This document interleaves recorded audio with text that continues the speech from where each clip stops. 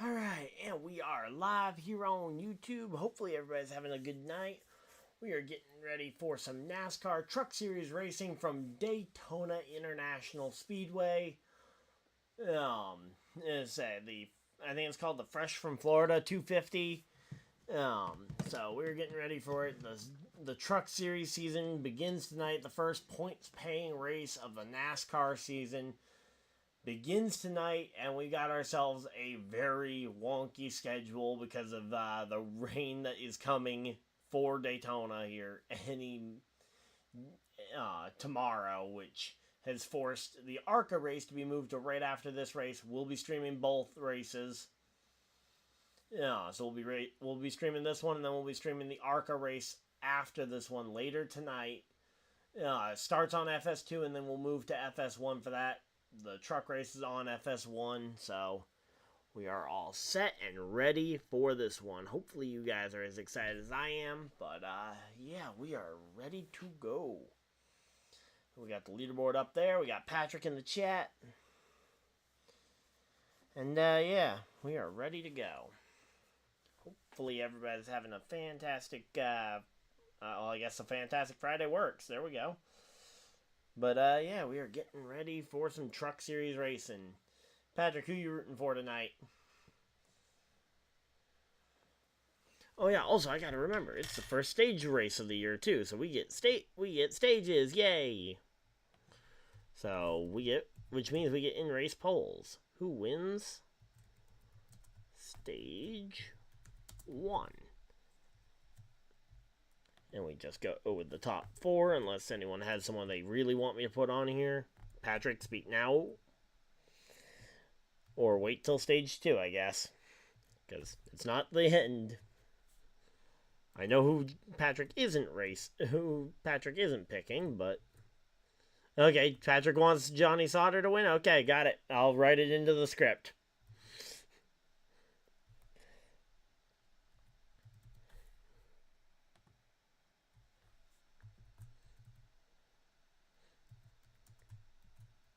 Hey, Random, how's it going? Oh, you'll cheer on anyone else in the field but him. Okay, fair enough. But, yeah, I'm definitely putting it in the script, though. But, yeah, here we go. And so, there we go. There's the poll for who wins it. Hey, Random, how's it going?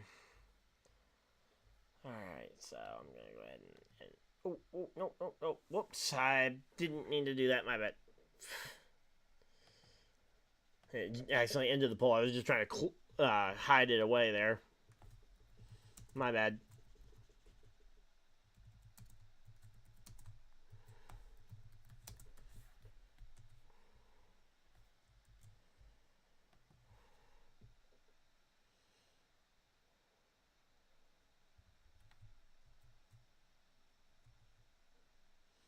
And it's like no school today and no school on Monday. Wow, a nice 4-day weekend for you then, Random. Nice.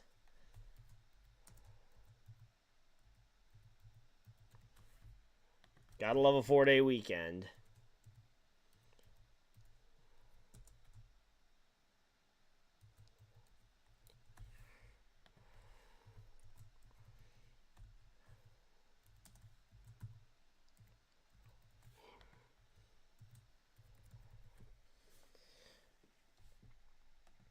Alright, there we go. I'm not going to close this poll on us like I did on the last one.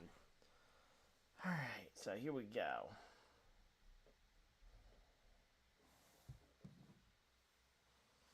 We got 15 people hanging out in here. Of course, if you guys are new, hit the like button and subscribe if you guys are new so you guys don't miss any future videos or live streams. We also got an in-race poll for you guys so that if you guys want to have your thoughts be known, go ahead and let us know who you think is going to win this first stage. I went and by default just went and put in the top 4, but if you guys have somebody else in mind, go ahead and vote for other, because that's why it's there.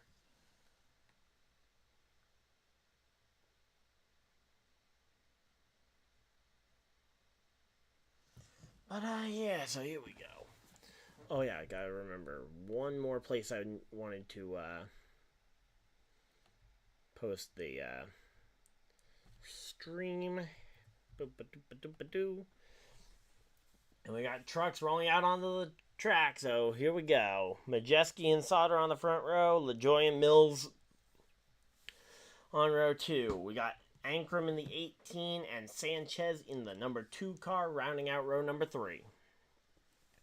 Row 4 is Daniel Dye and tannergray, making up row number 4. Row 5 and rounding out your top 10, it will be Bailey Curry and Thad Moffitt.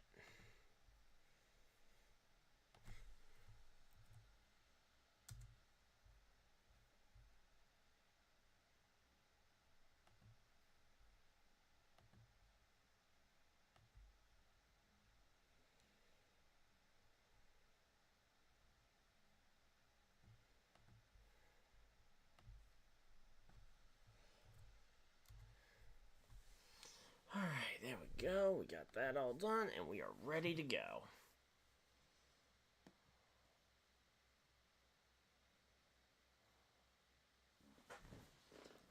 So, stages are 20 laps, and then the final 60 laps to the checkers.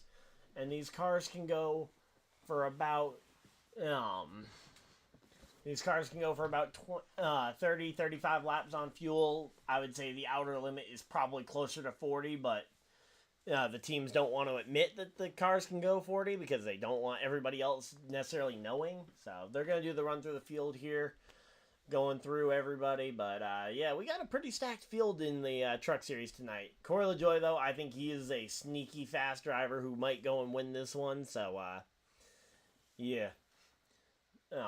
Also released about an hour ago my first episode of Fantasy Friday, breaking down the NASCAR fantasy season as it gets started tonight, this weekend with the Daytona 500. All right, row 6, Matt Crafton and Taylor Gray. Okay, 38 to 40 is about the farthest they can go. Okay, I was surprised. And say, because in the duels last night, I was surprised at how far the Cup cars were able to go. They were going like, what did they go? 45, 46 laps on fuel before coming to pit road. I mean, that just seemed extremely long, and so I just assumed that the estimations were off by a significant amount. But yeah, so Lane Riggs driving the number 38 car for 38 truck for Front Row Motorsports this year. Ben Rhodes going to the rear of the field. Must have had a crash in practice or something. Then you got Corey Heim and Christian Eckes on row 13. So yeah, this field is definitely one of the deepest fields I've ever, or one of the deeper fields in the Truck Series that I can remember at least. Okay, they were mostly pushing 50% throttle. All right, makes sense. I just know the standard for the Cup Series has always been, okay, you can go about 40 laps on fuel and then you got to come and pit. And it was significantly more than that many laps that they were going.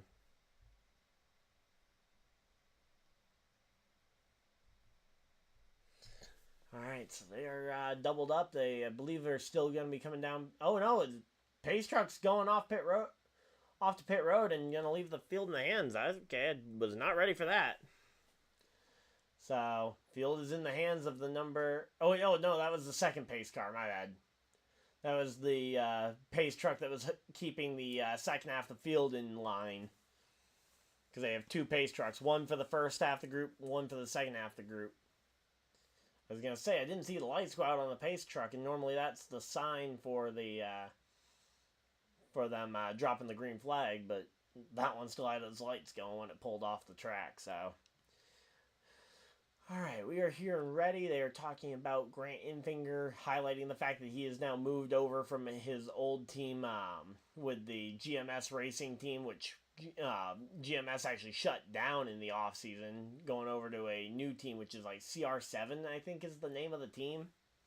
So, should be a good one, but let's see. You gotta remember the number 9 is Enfinger, because I'm so used to saying 23 of Enfinger. And here we go, and we still have the Daniel Dye onboard camera, yay, which means every single caution we're going to be cutting to the Daniel Dye in-race camera to see what Daniel Dye could see of that wreck. Honestly, like last year, that was one of the dumbest things I think I saw. Alright, here we go. But yeah, so thank you guys though for everybody that's tuned in so far. Nice, decent showing here early on in the race. Before the race has even gotten started, we got 20 people hanging out in here. And say, if you guys want to join the fantasy league, the link is the top link in the description. Will take you to the NASCAR.com where you can go ahead and sign up to join the NASCAR Fantasy League. And that way you can play along with guys like me. Patrick's in there as well as a bunch of other friends and family that I've got taking part. And I've opened it up this year for all of you guys to take part as well. So go ahead and enjoy that. Hopefully we can have a good season doing some fantasy not fantasy football, but fantasy NASCAR together. So figured that was a cool way to try and incorporate the Fantasy Friday series that I'd been doing for the second half of last year. So alright, ready for this one. Also, Patrick, I went and played my game on our Madden franchise, so if you want to go ahead and force advance the week so you can play a game while we're watching Daytona, go right ahead. But here we go. So the lights are off in the pace truck, and they are doubled up and ready to go racing this time by. So we are about to drop the hammer and go green flag racing. And wow, the leaderboard is surprisingly even. Literally every single driver has like, what, 2 votes, I think? So here we go, doubled up. tymajeski and Johnny Sauter ready to lead this field to green. LaJoie on the second row along with mattmills. mattmills was surprising to see just how much speed the Nice Motorsports trucks had this year. It's definitely a step up from where they have been, because aside from the Ross Chastain years, Nice Motorsports really has never looked like a top organization. And this year they got 3 drivers starting inside the top 10. And here we go. Pace truck is diving for cover, and let's go racing, boys. Boogity boogity. Alright, here we go. So field is in the hands, and yep, there we go. There's the Geico restart zone, and they're off and racing. 100 laps here tonight, and 100 laps tonight will equal a 250 lap rate, or 250 mile race. So there we go. We're all set up for that. And yeah, they're under green flag, and they're all just pushing slot car style for right now. It looks like the inside line is the more organized line here. But right now it is definitely a slot car race. Couple of cars popping out of line to the third line, but I don't see enough of them there to really make any real progress up there. So right now it is going to be a slot car battle here down into turn number 3 and 4. You got the 45 of Sauter, you got the 98 of tymajeski, grid locked on the front row. Who's going to lead the first lap here? More cars popping out of line, about 3 of them popping out to the outside, and it's going to be Johnny Sauter leading lap number 1.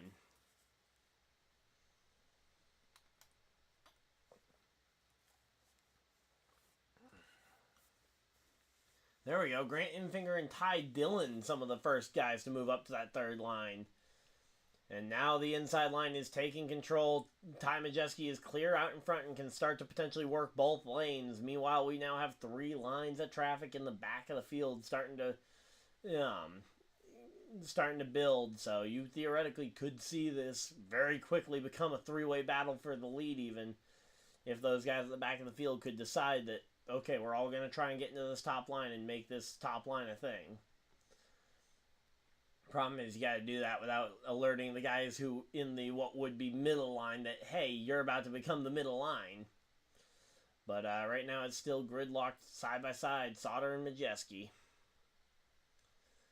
So right now LaJoie and Mills are just kind of stuck pushing right now. They don't really have much they can do until they break free to the point where they can start blocking.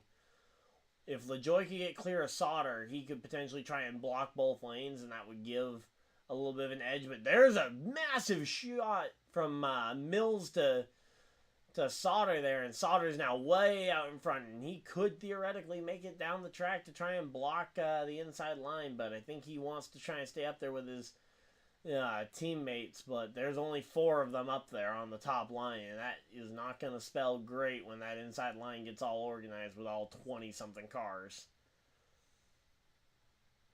So here we go. Lane Riggs making his way up the field, up into 19th place from wherever his starting spot was.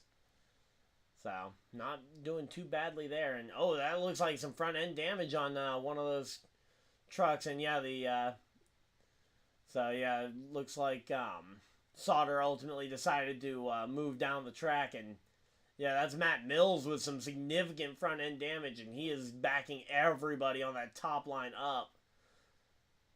He is not a truck that can lead this race right now. He has just got so much drag on that car. He is a literal parachute in front of these guys. And it looks like Sanchez knows it. As Sanchez pulls out of line, so does Taylor. No, that's tannergray. Tannergray in the 15. Pull out of line, and there we go. They've now made 2 lines around him, and he is just going to fall to the rear of the field. He wants to try and find somewhere to get in the inside line to just try and get into a line to move forward. But, yeah, he just got moved out of line, and now he's outside the top 20. That's how quickly it can happen. You were top 5 a minute ago fighting for the lead, and now all of a sudden you're dropping back just because your truck's front end was absolutely not ready to be the leader of the line once your teammate ditched you. And I don't know what caused that damage. I'm going to have to hopefully get a replay here soon and see what led to that much damage on the front end. So here we go. Just kind of looking around, but yeah, right now this inside line has just become the dominant line here, and they are going to freight train around as far as they can to try and just keep this bottom line the dominant one. Oh, we got contact in the middle of the field. Everybody's around. Stuart Friesen, Sanchez. I think I saw Tanner Gray going out the back there. Ty Dillon's around. The number 33 is around. Oh, more contact there for the 46 of Thad Moffitt. The 71 of Rajat Karuth also involved as cars go everywhere. And that is what happens in a hurry when just a small mistake happened. I didn't even see a major mistake occur, but just a little bit of ping-ponging back and forth, and all of a sudden you got yourself a 10-15 car pile-up. And I say, Thad Moffitt's truck looks pretty beat up. You got Matt Kraft in here who looks, he's got a big donut on the side of his car from where someone's tire hit him in the door. And yeah, we're only 7 laps in. The number 33. Who is the number 33? I know we talked about him in practice, but yeah, there's Thad Moffitt climbing out the truck. He is done for the day, which is disappointing here on only lap 7. We got guys out of this race already. Man, what a chaotic... It looks like they're working on trying to get Ty Dillon out of the car as well. Hopefully he's okay, but that truck certainly isn't.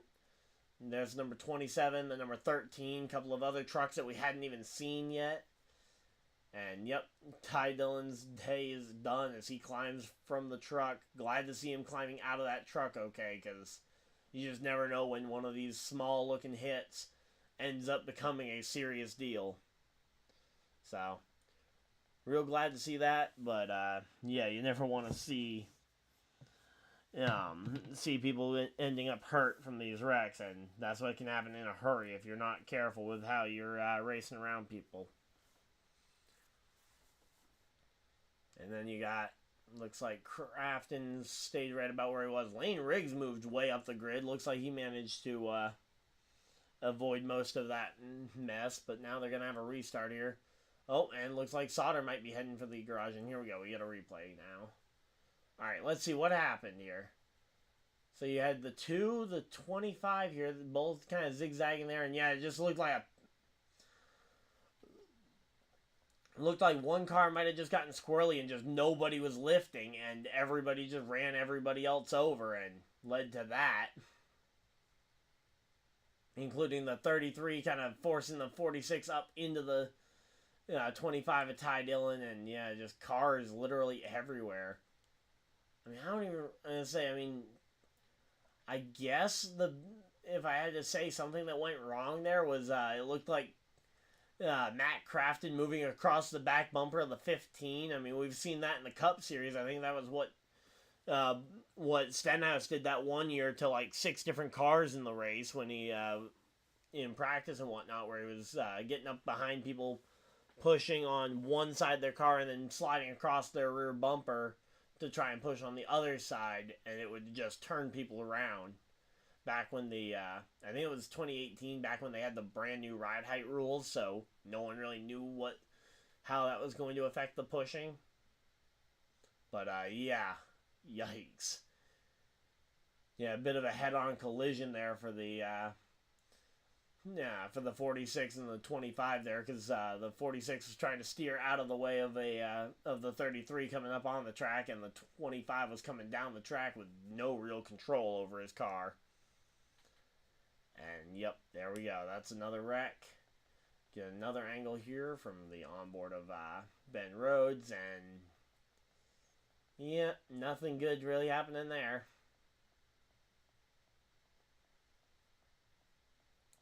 So there we go. Say the 71 comes to pit road to get his to get some repairs there, but there's not much good going on there.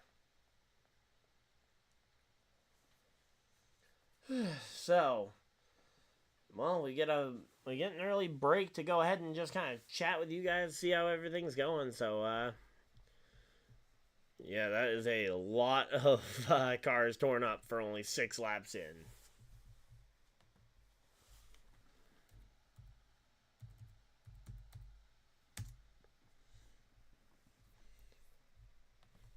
Alright, 6 laps in, and yep, we got a big one at Daytona.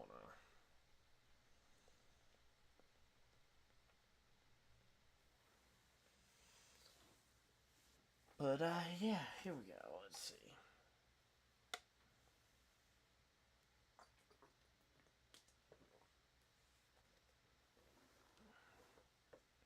So, and say the top 3 actually are unchanged. So, Sauter, Majeski, and LaJoie. Then you've got Ankrum, Daniel Dye, and Bailey Curry, the rest of the top 6.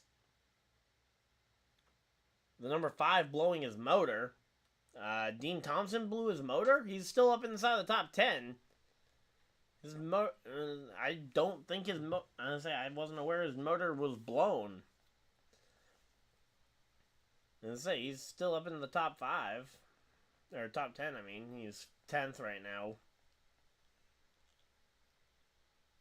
Yeah, I haven't seen him with a smoking motor or anything, so I have no idea. Oh, the 46. Oh. I don't know for sure that... Oh, 45. Can you get your car numbers correct here, Patrick?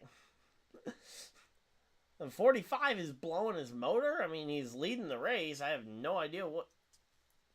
I haven't seen or heard any... I haven't seen or read anything in the subtitles that would make me think that the 45 is losing a motor.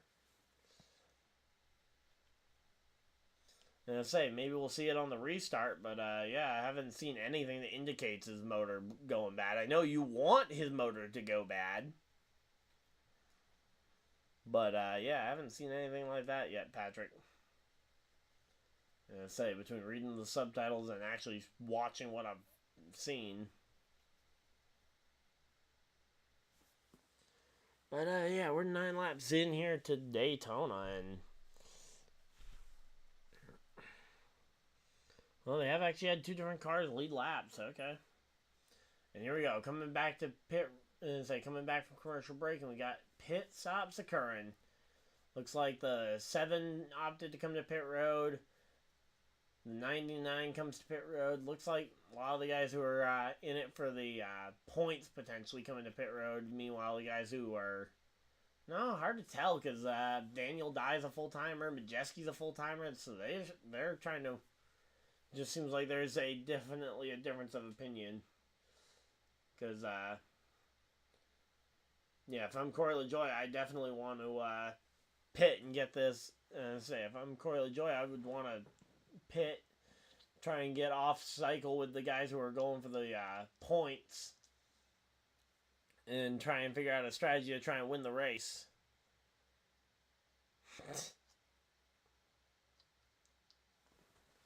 Hey, Gatorade Cup Series, how's it going? Yeah, but yeah, here we go. Let's see. They're showing Majeski here pulling up behind. But yeah, nothing about that 47 is, or nothing about the 45 there is looking like a blown motor. So I don't know where you got the idea that there was a blown motor. But here we go. Let's see. Number 38 is on pit road. They're going to try and fix up Lane Riggs' car, but I don't know about that. Car looks pretty well toast. I mean, maybe run around for a lap or two to pass all the guys who DNF'd in this one. Lawless Allen was the driver in that 33, by the way. Rajah Caruth in the... so yeah, there was a decent chunk of cars involved in that lap 6 wreck. Like, how do you only get 6 laps in before caution flies?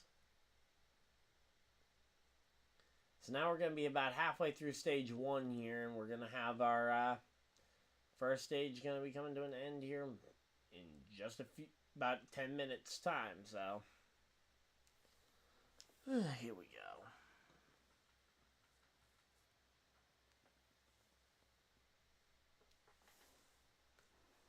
Hopefully everybody's having a good night, though. Of course, if you guys are new here, hit the like button and subscribe if you guys are new so you guys don't miss any future videos or live streams. We are we are literally 1 subscriber away from hitting 2,500 subscribers. Let's go.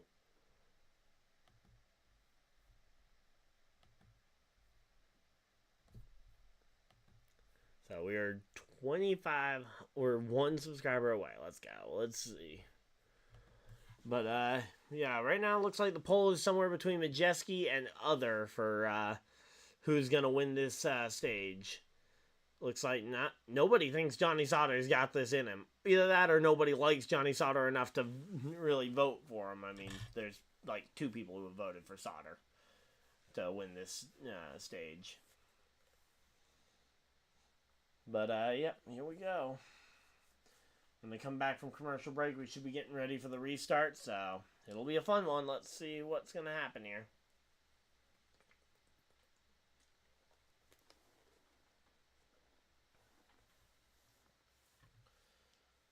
Alright. No idea how much of a break there's going to be between the Trucks and Trucks and ARCA race here tonight, but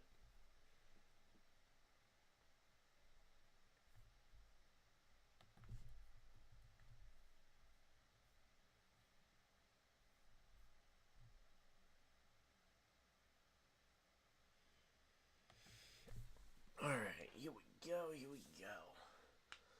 Also, for those of you guys who are new to the channel, I guess I'll do a quick rundown on kind of some of the other stuff that you guys can expect from the channel. So, yeah, so I don't just cover the NASCAR races, although I do cover as many NASCAR events as I can in this way. I also am I also drive in a online NASCAR Heat 5 league over on the Xbox, where me and a bunch of friends get together and we race in the Thomas Cup Series every Thursday night. We didn't race yesterday because of the duels, but next Thursday we head to Richmond Raceway, which will be fun. Hey Marcus, how's it going?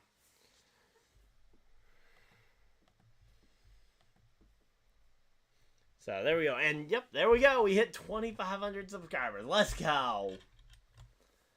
2,500 subscribers.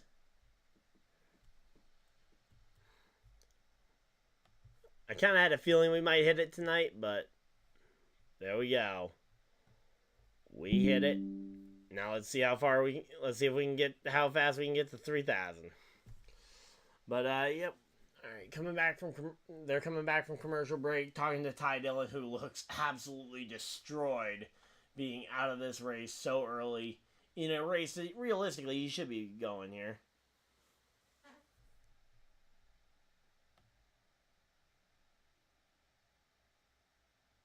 Thomas me back. I'm going to the Daytona 500 Sunday. Okay.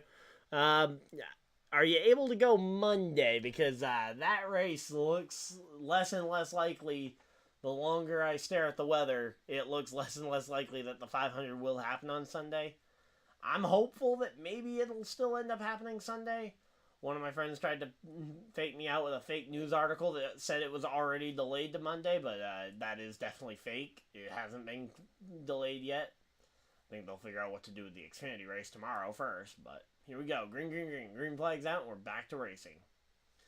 Sauter on the outside, Majeski on the inside. Curry takes the outside to go behind his teammate here. Potentially going to try and do what they did with his other teammate. The problem is we saw what happened with his other teammate. He got front end damage and was like a parachute the second that Sauter ditched his teammate. But yeah, here we go. That run down the back straightaway here, though. Let's see. Sauter gets a nose out in front, but that bottom line looking a lot more organized, although really anything past about 5 cars deep is very much unorganized, so I'd say the inside and outside line are equally disorganized. And now that top line's starting to look a lot more organized now. Looks like they figured it out in a hurry that, hey, we need to organize this thing. And there we go. They're starting to push. You got Dean Thompson up into the top 7. But, yeah, here we go. Let's see. The 45 getting a nose out in front there. And let's see. The bottom typically being the stronger line, but that outside line has just so much. Oh, and I say the top line usually having a ton of momentum off the corner, but whatever just happened there, it just got stacked way up, and now Majeski can block both lanes if he wants to. He can try and be the Pied Piper, although typically, oh wow, there's a lot of shaking around there. Bailey Curry there, shaking around inside that pocket of air in behind his teammate there was really making me nervous. But here we go. Let's see. We got I was about to say Anchorman, the 17, but no, that hasn't been the case for years at this point. That's Taylor Gray in the 17. Ankrum is in the 18 on the inside line, second car in line here, and Ankrum's almost to the point where Ankrum can start to block both lanes if he wants. Potentially use a push from Sauter to maybe take the lead around Majeski even. But right now it looks like Majeski's starting to tempt himself with the idea of potentially blocking both lanes as they come off turn 4 down towards the start-finish line. And they've got 6 laps to go here. 6 more times around. And let's see, what's it going to be here? And say Ankrum is trying to push that car Majeski's to get it out in front, but I don't know if it's got enough power to get there. And say that inside line is looking very lonely comparatively, and oh, somebody just tried to merge into the top line without any sort of gap there. Not sure who that was. Looked like maybe Corey Roper, based on the design of the truck. And oh, yep, there's a caution flag, and yep, that's the 33 of Lawless Allen, who is spun out down the back straightaway here. So Lawless Allen goes around, and that front end of that truck is absolutely destroyed. Yep, take it to the junkyard. So this might be the end of the first stage. We'll have to wait and see, but there's only 4 laps left. They would have to really hurry to try and get this thing back to restarted here, but here we go.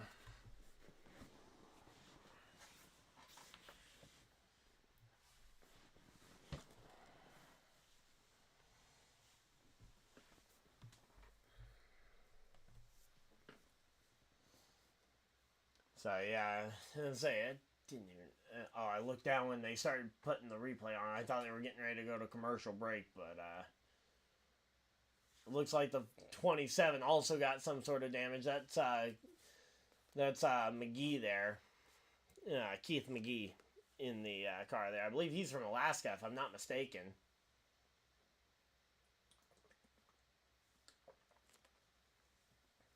But yeah, Keith McGee and the 33 were both involved in that first wreck, and now they're both involved in this second wreck here. I don't see us getting this thing restarted, but we'll have to wait and see. It looks like maybe oh, wait, no. Sauter got to the lead, though. So Sauter could potentially win this stage. We'll have to wait and see, but it's looking more and more likely that Sauter might win this stage. And nope, yep, there's Lane Riggs' car going back to the garage. Just assuming that they were still on the damaged vehicle policy, that puts them out of the race. But I think they were pretty well already out the race because, yeah, this car is, not working well here.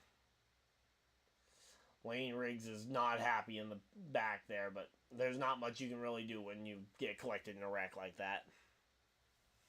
Not Sauter. Patrick, I do think that, yes, Sauter is kind of the driver who looks like they're set to get the Stage 1 win here.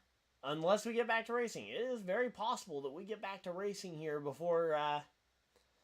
maybe you can go ahead and ask the NASCAR scriptwriters to go ahead and write in a one-lap dash for the Stage 1 end, which would lead to Sauter potentially not winning this stage by default. But, yeah, I think you'd have to ask them pretty nicely here. So there we go. They're sending the wave around car, and they would need to double up. I think this time by they would need to double up to go back racing. I mean, the track looks clear, so we theoretically could do it.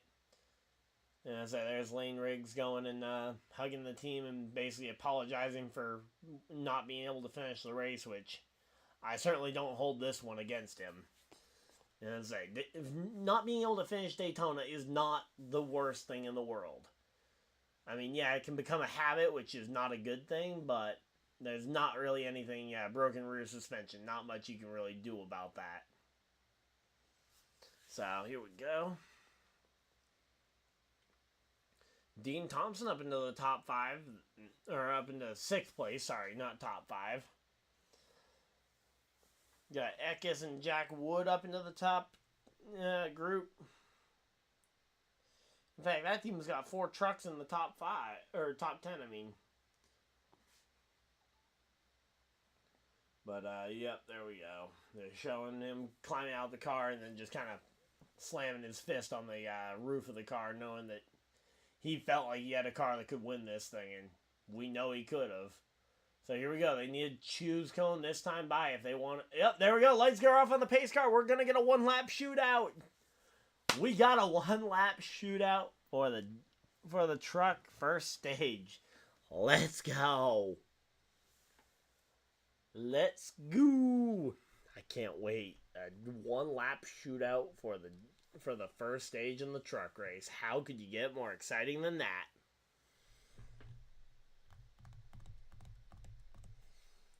Alright, here we go. Let's see.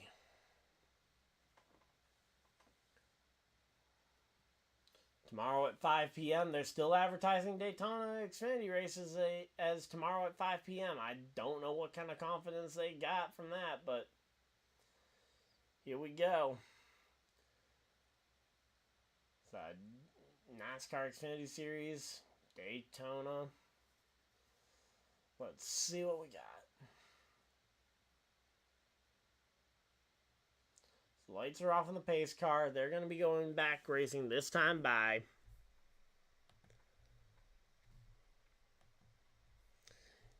Say, yep, Patrick's pleas helped. He managed to plea with the. I think, honestly, though, if I'm the NASCAR scriptwriter,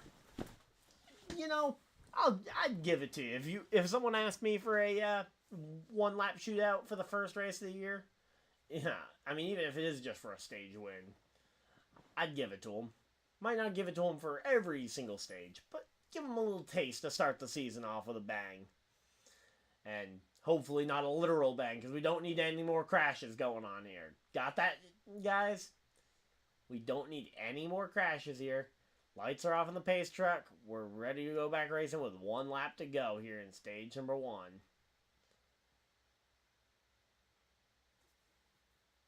Alright, here we go. The pace truck is off. Field in the hands of the 45 and the 98, and they are back to racing. Green, green, green. 1 lap to go. 1 lap to go in the NASCAR Craftsman Truck Series. So they're drag racing down the back or down the front straightaway here. As they heading into turns 1 and 2. Let's see what they can do here. Majeski and Ankrum absolutely trying to hit and rub as much as they can with that outside line, because they know that outside line down the back straightaway has a lot of speed. And oh, Bailey Curry nearly just went around. And oh, Bailey Curry once again dancing around in the pocket there of air, the pocket of air behind his teammate. But ultimately, he and the 45 were able to get down to the bottom of the racetrack, and I think they're going to be able to hold on for this race, for this stage win here. And yep, it's going to be Johnny Sauter, Bailey Curry. Are we going to see anybody be able to challenge him? No, Johnny Sauter wins stage 1. Curry second. Oh no, Curry comes home third. Majeski did manage to get the second. Third, Curry. Fourth, Ankrum. 5th, Taylor Gray. 6th, Brett Holmes. 7th, Jack Wood. 8th, Eckes. And 9th, Thompson. And rounding out your top 10, it's Corey Heim. Alright, there we go. Patrick, I think your pleas only halfway helped, because you still didn't get what you wanted from the results there. Also, we had a 3-way tie between Majeski, Sauter, and Other for the win, which, I mean, I guess fair enough. That's exactly what happened. It was between Sauter, Curry, and Majeski, and it looks like Curry actually might have gotten second, now that I'm looking at the other leaderboard. On TV, originally, they were showing Majeski as having stolen second, but the NASCAR.com leaderboard is still showing Curry as having second, so I guess we get to find out. And there we go. Let's see. But, yeah, that is a massive pocket of air, though, that the 41 was just kind of dancing around in. I would not want to be pushing that car, because I would end up being responsible for a big wreck whenever that car does lose track of itself. So let's go ahead and we'll do it again. So start a poll, ask a question. Who will win stage 2?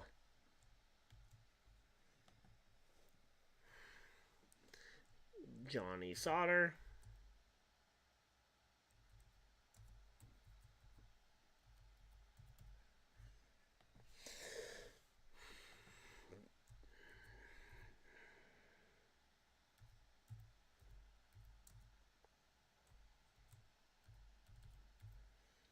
Bailey Curry, and gotta remember to spell his name right. And Tymajeski is the third place one.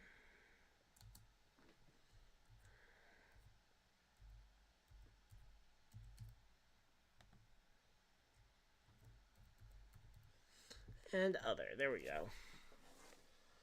Alright, so we got the poll up for stage number 2. Go ahead and place your votes if you guys want to vote early and know that you made your pick before knowing what was going to happen with pit stops here. But yeah, let's go. Alright, here we go.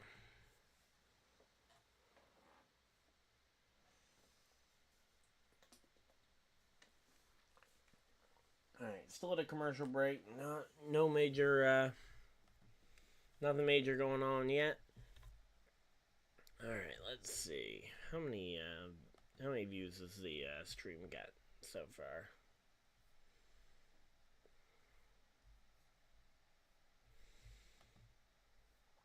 Alright.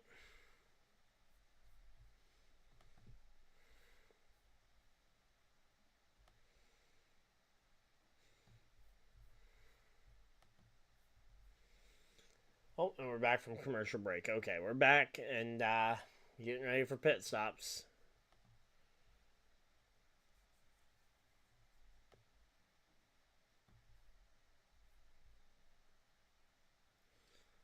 Alright, so 400. So we've got 452 views already on the stream. Thank you guys for everybody that's tuned in. Alright, there we go. Sauter, Okay, so they did get. So Curry did manage to hang on at the end there for the second stage, or for the second spot in the stage. But now Majeski has the spot. So I'm assuming Curry had it at the line, but because the yellow doesn't come out until Corey Heim in 10th crossed the line, that Majeski ended up passing Curry after that, I'm assuming has got to be what happened. Kind of surprised that doesn't happen more often at these plate tracks, but yep, that seems to be the course of events that has occurred. Alright, so we are now 20 laps into a 100-lap race. And pit road should be open this time by.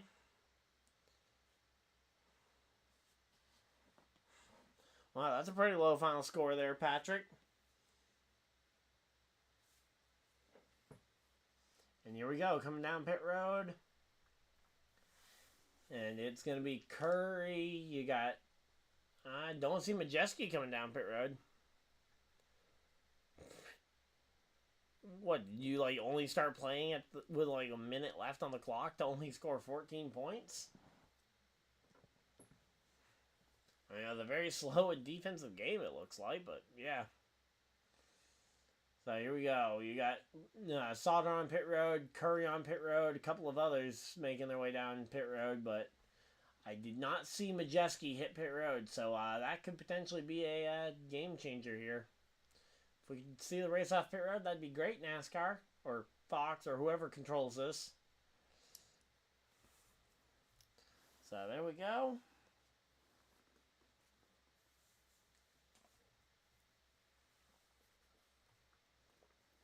Alright, so they're talking with Johnny Sauter, your stage 1 winner right now. And let's see what we got going on here.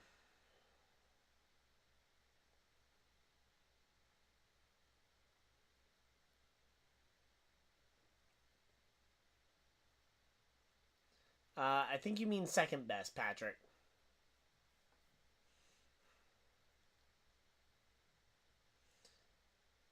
But, yeah, here we go. So, looks like Majeski, Ankrum, Eckes is the top 3. Then you got Curry, Sauter. Oh, in the NFC. Okay, that makes more sense.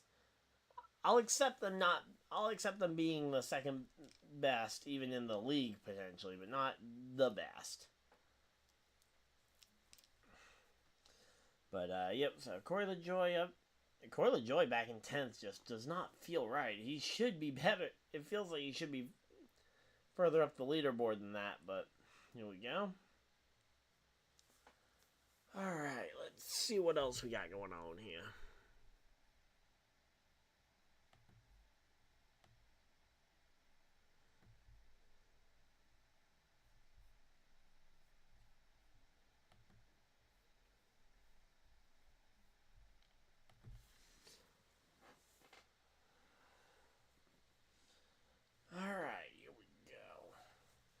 I guess now I gotta figure out what I'm gonna do for a 2,500 subscriber special here, because I think I talked about potentially doing a setup tour, which I still could do. Just might not be out right away because I'm kind of gonna be busy with Daytona, but yeah, I could do it. As I say, setup tour could be a definite possibility. Oh yeah, reminds me. I actually had something I wanted to put a poll up about in the community chat. Or in the community tab here.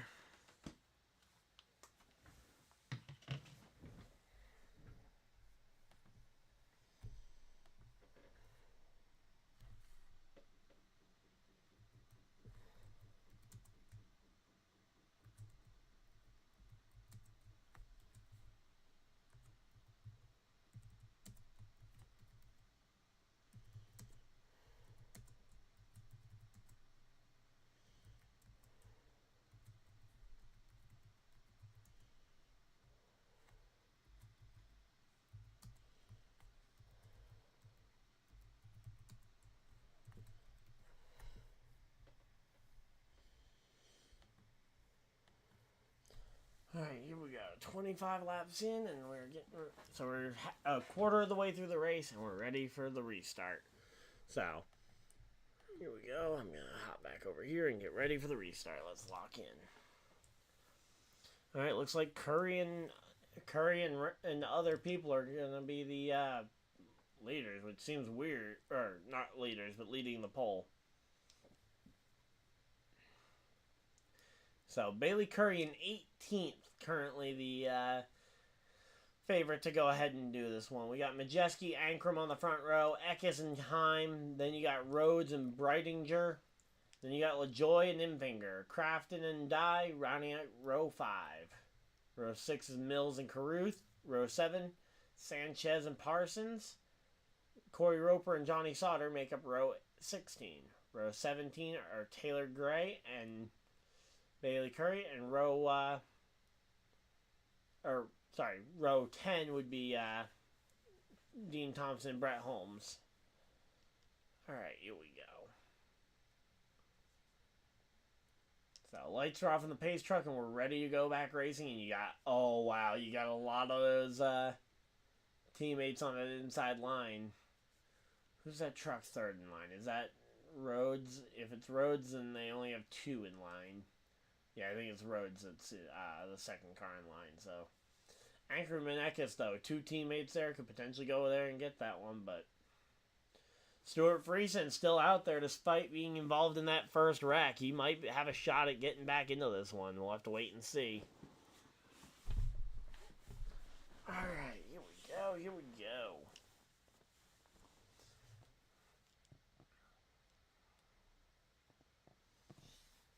Let's see what happens here.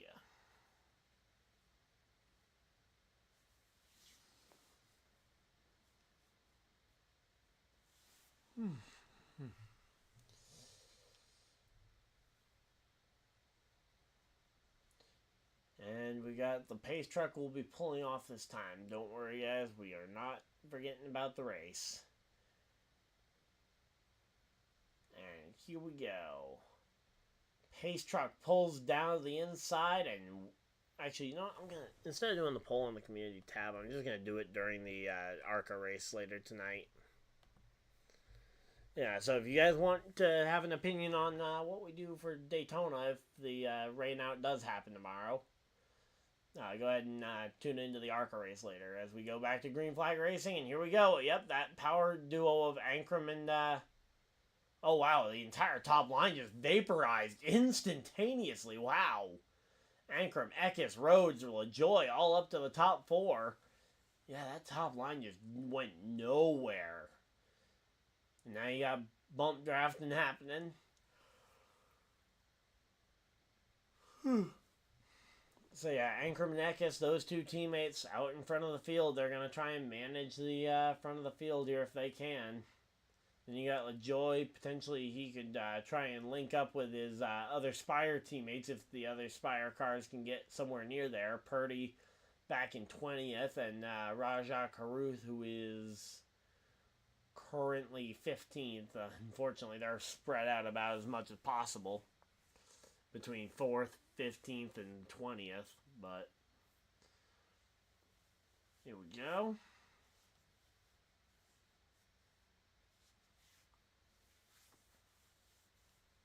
Let's see what's going on here. There we go. Sanchez pops up to the outside line. He's going to lead Corey Heim on that top side here. So they're up to 7th right now, is as far up as the outside line has gotten. And let's see where it's going to.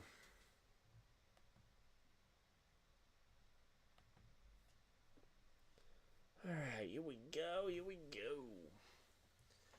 So now you got Sanchez up to the outside of Daniel Dye. Now up to the outside of Crafton. They're making progress here. They got a lot of speed in that top line. Next up, it'll be Corey LaJoie to try and pass for Sanchez. Although Sanchez right now is in a deadlock battle with the 88 of Crafton. Crafton going to try and maintain that. And there we go. LaJoie moves up the track to take the lead of that top line over Sanchez, and Sanchez certainly not going to be overly happy about that. And oh wow, the 43 dancing around in the pocket as well. 43. Oh, something was flapping on in the wind on the number 42 car. Probably a piece of tape or something that they were using to repair that car, because we saw the damage to it. So here we got Nick Sanchez. You got... Oh, and somebody else has moved up in front. That's Ben Rhodes has now moved up in front of LaJoie to take the lead of that line, and he is going to... The defending reigning truck champion is going to try and go ahead and take the lead around the outside here.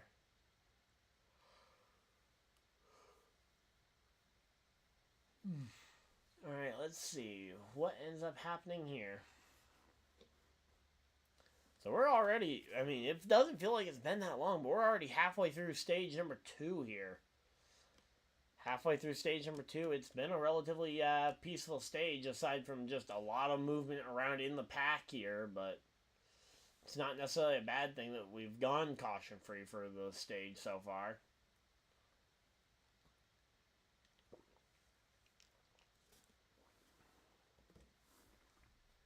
Alright, here we go. Let's see.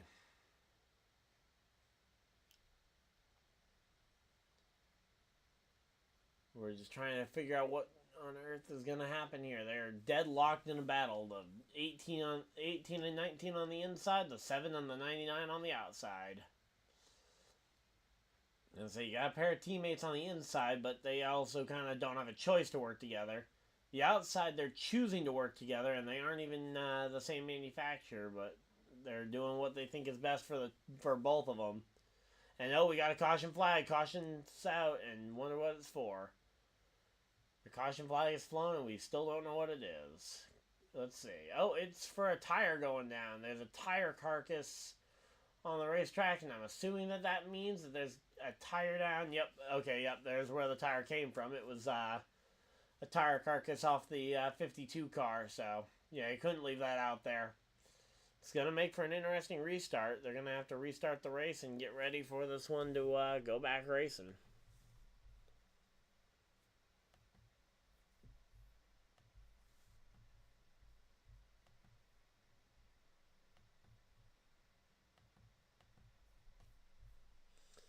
Alright, here we go, here we go. So they're going to commercial break, which means we get to chat a little bit more here. Just going to go ahead and close out some unnecessary chats here.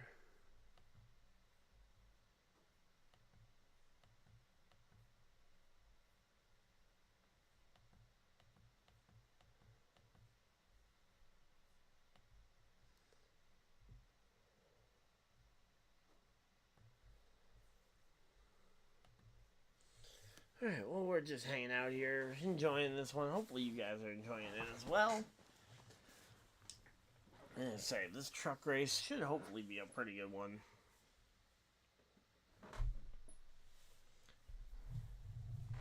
So everything good with the audio and everything, guys? Just double checking, because I'm not listening to it myself.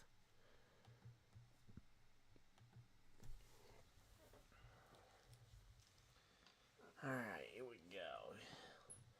Let's see. United Football League starts March 30th. So, UFL getting ready to start up this spring. Spring League football, not really worried about it because we got racing. But, yeah, so I'll throw out a couple of the ideas, and maybe you guys can give me some ideas as well as to content that you guys would like to see if and when Daytona gets rain delayed tomorrow or Sunday.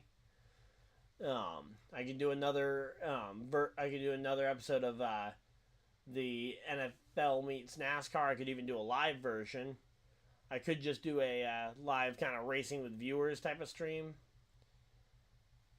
over on iRacing or NASCAR Heat 5, just kind of running through some content ideas, and you guys can tell me what you guys like the sound of.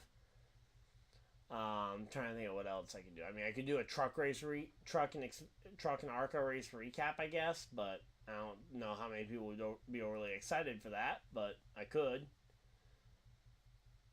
So, those are a couple of the ideas, and if you guys have any others of racing related videos you guys think would be a fun watch that you would enjoy watching, go ahead and drop them in the chat so I can maybe come up with some good ideas for the stream later when I go and make the official poll. So I have to pick a total of well, I can go up to 4 ideas, so I'm hoping to get a total of 4 ideas that I think are actually good enough. So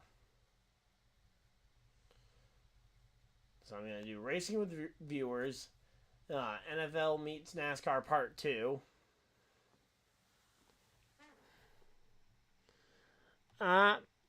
Well, again, it wouldn't necessarily be a series. It would just be a, because it would just be one video or one stream, but yeah, I could do a 1 versus 1 series or whatever, but again, it would be something like that. So I'll say I'll write it down, but I don't know how if that one will make the final cut of 4, but we'll see. I've got a couple of hours to figure it out. And speaking of a couple hours to figure it out, these guys are coming down to the end of stage number 2, and they've only got about an hour, maybe an hour, to figure out what they want to do for the end of this race. As we got 7 laps to go in stage number 2, and a total of 67 laps left in the race. So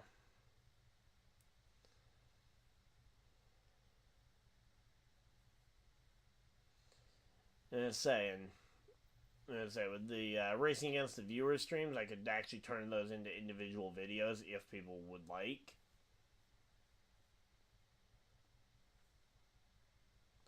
But yeah, here we go. So laps led. Sauter's led the most in this race at 20. Then you got the other drivers who have all led single-digit laps. Ankrum, though, you got Ankrum and Rhodes. Curious to see what they end up doing here on the front row between the two of them. So they're going to go for a round for at least 2 more times. So we got a minute here.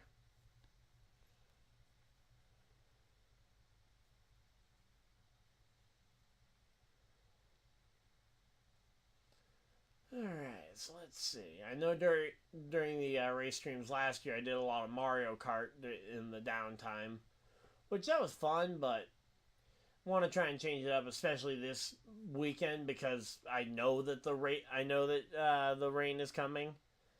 Like, sometimes the rain kind of pops up and you don't know it's coming, and yeah, when you can just jump to Mario Kart, it makes it nice and easy, but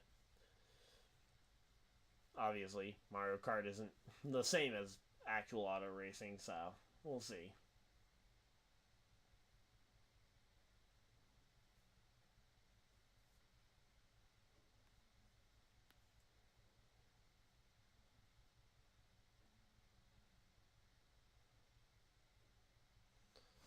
Alright, here we go.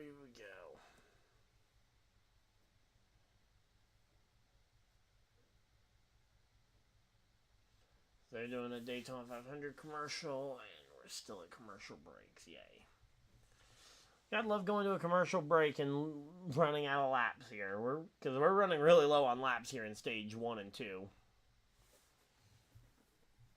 Alright, let's see.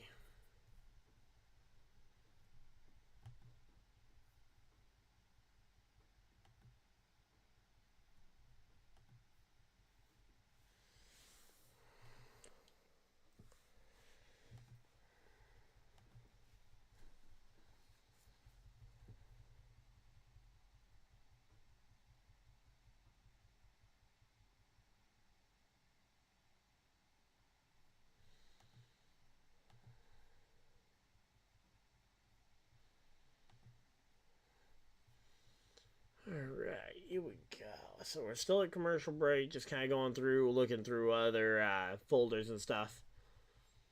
As to other content ideas that I could either bring back or even bring up, change into some sort of way. So let's see. Content, playlists.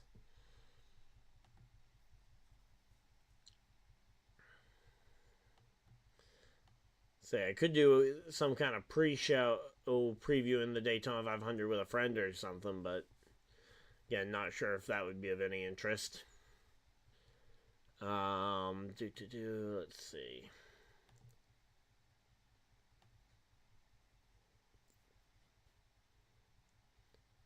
So yeah, NASCAR Heat 5. There we go. Let's see.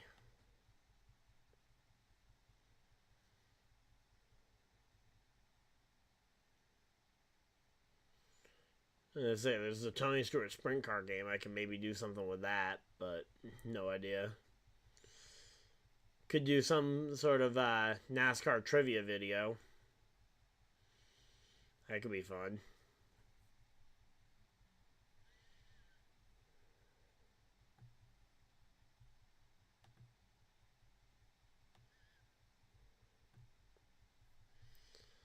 Alright. Well, let's go ahead and see. We're back to... Oh, no. Is that rain? Oh. Whew. That gave me a scare there. There we go. Oh. NHR drag racing is better in your opinion? Better than what? The Tony Stewart game? Because I haven't played the NHRA drag racing game, so I can't really judge that one. I've also heard the World of Outlaws game that Monster Games and iRacing worked together to put out was pretty good too, but I haven't gotten around to playing that one either. I was just kind of looking down through through videos that I've made in the past for content ideas for the rain delay that we're probably going to get. But here we go. We are back, and they're doubled up and ready to go racing. Let's go. It'll be 3 laps to go when they go green here. 3-lap restart. That should be a good one.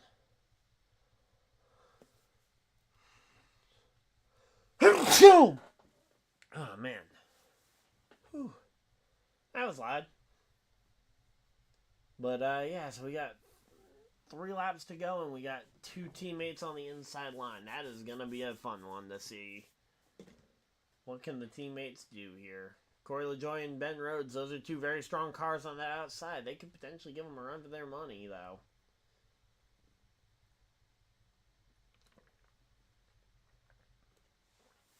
But, here we go, here we go.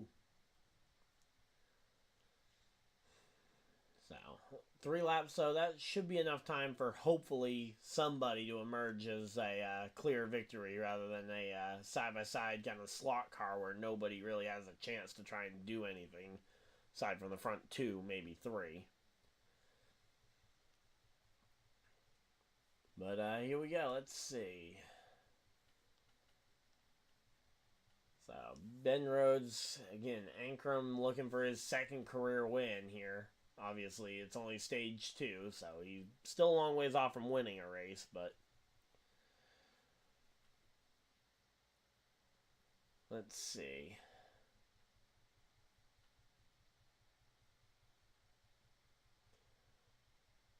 Alright, coming down to the restart. Let's see. Are they going to pull out a line? And here we go. Pace truck is coming down to pit road. It dives for cover and leaves the field in the hands of Tyler Ankrum and Ben Rhodes as they go through the Geico restart zone. Green, green, green. Green flag is out, and we are racing once again. 3 laps to go. 3 laps to go here. And, oh, yep, there we go. The freight train on that bottom line has started, so there we go. Ankrum and Eckes, those 2 took off like a rocket ship here. Now you got the 88 in behind them. Then you got another teammate in that 43 of Daniel Dye. So you got 3 teammates in behind there. You thought I was in the 43 truck. I'm not in the 43 truck. I don't know why you'd think I'm in it. But, hey, Jamie, how's it going? But, yeah, right now, though... Oh, whoa! Daniel Dye nearly just spun right out in front of the field. I don't know if that's what you saw and thought that was me, but, hey, I did save it if that was me, but... Right now, though, Ankrum, Eckes, and Daniel Dye, these 3 trucks all working together here, kind of pinning Crafton, because right now, Crafton, he's got a teammate on the outside line, but he's got to try and make a move to happen here. Just add an R to the... Oh, yeah. Yeah, say die. Yep. Okay, I see where you got confused there. Dyer. Yep. And oh, we got a caution flag, and that's gonna end stage number 2 here. Stage number 2 is gonna end under caution here, surprisingly. So caution flag comes out. What's the caution for? Hopefully we have a decent reason for a caution this time. I hate the idea that a stage ends under caution when it's a caution that didn't need to be thrown. Like, let them race it out if it's not something serious. Obviously, if it's something serious, we should have seen it by now. But, yep. And say, just do the mainer thing and add an R to the end of it where there shouldn't be. Or take the R off if there is supposed to be one. But, yep. So, final lap of the stage, and Tyler Ankrum will be stage 2 winner here. And we're going to be getting ourselves set up for the end of the race. So, here we go. Let's see. Who do we think's going to win the race? Do we think LaJoie? Do we think one of the Thor Sport trucks with Crafton, Rhodes, and Majeski? Do we think Sauter finds his way from mid-pack to the front? Do we think Rajah Caruth or Purdy can get up there? Oh, yeah, the big Craftsman name banner.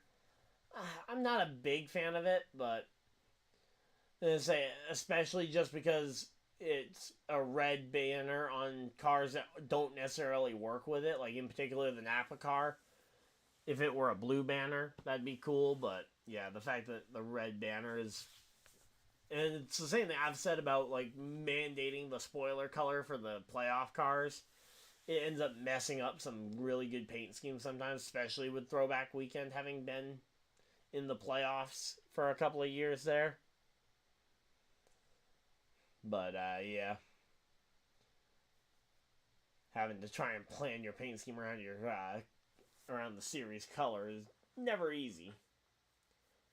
But, here we go, coming down, and, they're bringing it down pit, they're bringing everybody down pit road. I think is this caution for rain?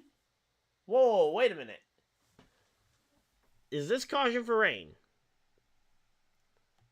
They're crossing the pit road, they're crossing, the end of stage 2 here under caution, but, is this for rain? Hey, Salvador, how's it going? I think we might be seeing... Is this a rain one? Let me see. Okay, yeah, everybody's saying rain delay here.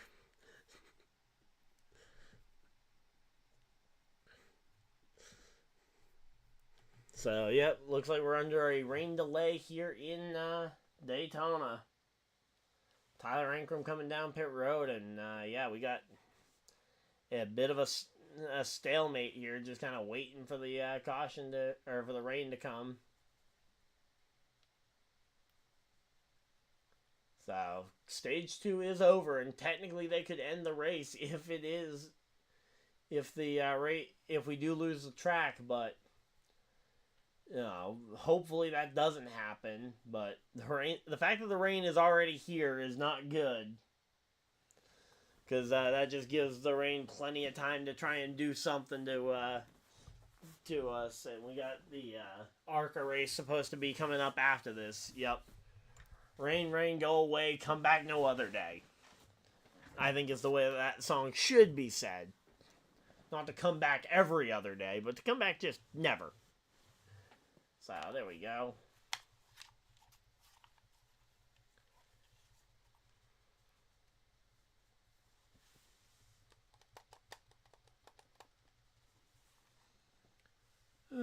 So, yep, we have got ourselves a rain delay caution. Oh, are they calling it? Are they calling it over?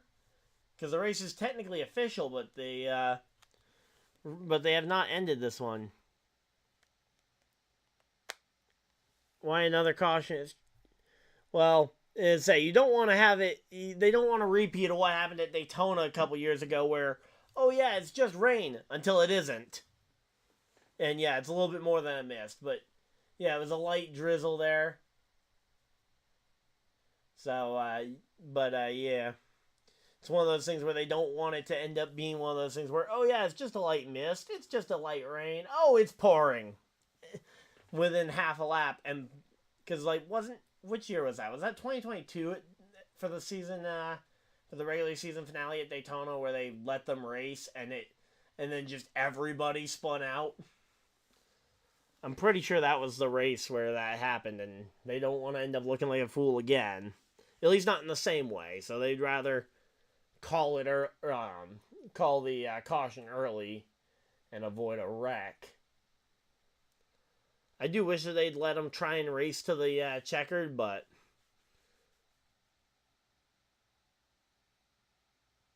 yeah, if the full-on downpour starts now, then we might be able to get the Daytona 500 in on Sunday night, but I don't really know what the confidence is. Patrick, it's halfway or the end of stage 2. We are officially we're officially to the end of stage 2. So even though technically we're not to halfway, the race is official and they could call it.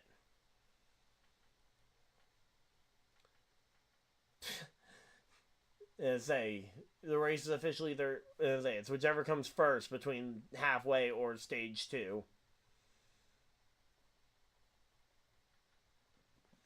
It's whichever one actually comes first. It could be one or it could be the other. If stage 2 isn't for another 50 laps or something, it would be at halfway.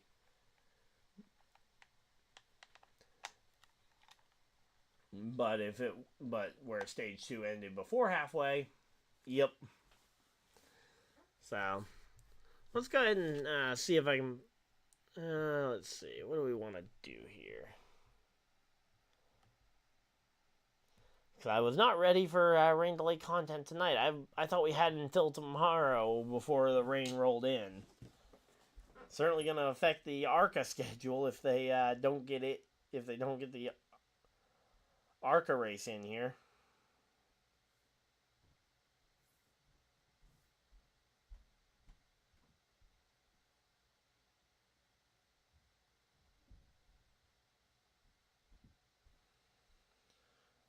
Alright, let's see.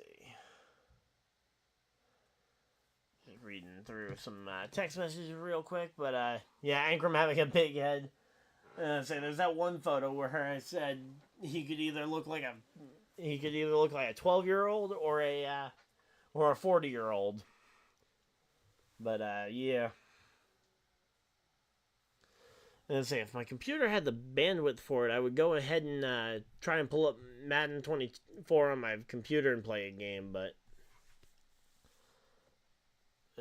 my computer can't really handle that.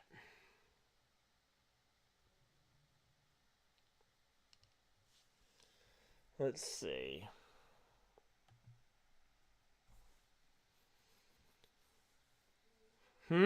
He's not acknowledging your comment? I literally just did.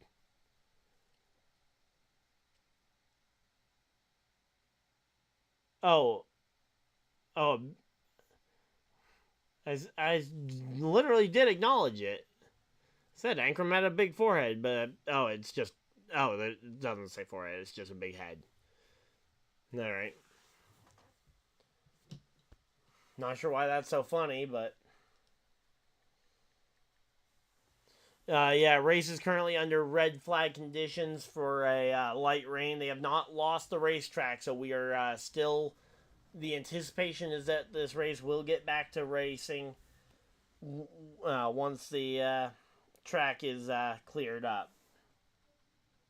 That is the thought process and what we're all hoping for at this point. And hey, you know what? We might not have to deal with any FS2 for the Xfinity or for the ARCA race here.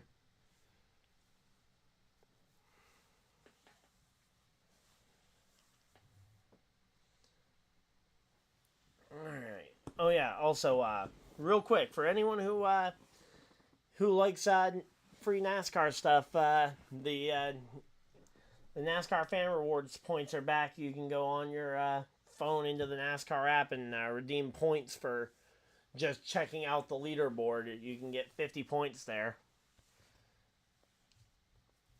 And they have not covered up any of the race cars yet, so I think they're still hopeful that we can get this thing back racing, but we'll have to wait and see. The ARCA race at 10 is scheduled for 10:30, which is about an hour and a half out. But this light rain puts into question what is going to end up happening. If I'm NASCAR, I want to try and get this truck race in before I prioritize the ARCA race at Daytona, even though we advertise a 10:30 start time, because then you can get it on FS1, the full race on FS1. I think that's a better situation than trying to fit the portion of it onto FS2 by ending this truck race early. At least that's my personal opinion. I'm sure you guys might have a difference of opinion, but yep, so stage 2 is coming to an end here, and this might be the race too. We'll have to wait and see, but yeah, lap 6 was the big one. We had like 10 trucks involved in a single crash there. They didn't wait very long to get into that.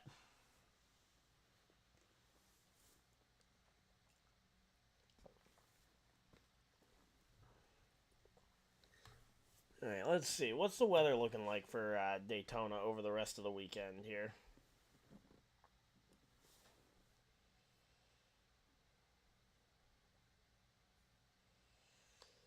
Alright, here we go. Let's see. Daytona Beach. Yeah, light drizzle expected to stop in like half an hour. Okay, so that's not great, but it's something. So light drizzle till about until 9:30. And then the rain picks back up again at 8 or 9 in the morning, and will go all the way through the afternoon and evening of tomorrow, which is not fun. We don't want rain. We came for a race, not rain. Alright, here we go. So yeah, they're just showing replays of the one wreck that we've had.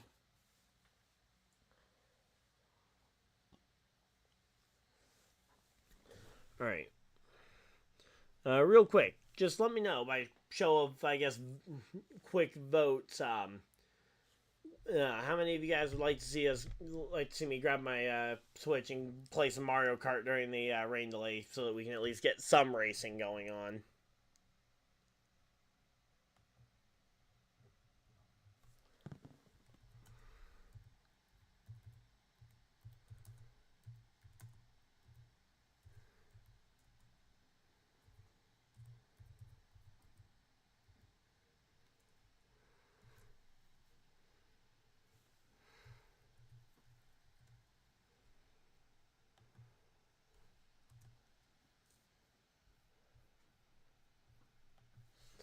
Alright, there we go. And oh, yep, there we go. The race has gone back yellow. Okay, so we don't need anything to fill yellow or red flag time. I thought we were going to say red a lot longer than that with looking at the drizzle, but it looks like Daniel Dye may not have gotten his car back going. He had trouble starting his car up for qualifying too earlier this morning, so yeah, there's definitely something wrong with that truck where it ends up needing a push to get going. But there we go. Daniel Dye has gotten his car going at least. There we go. So Daniel Dye will take 4th position here. We're ready to go back to racing.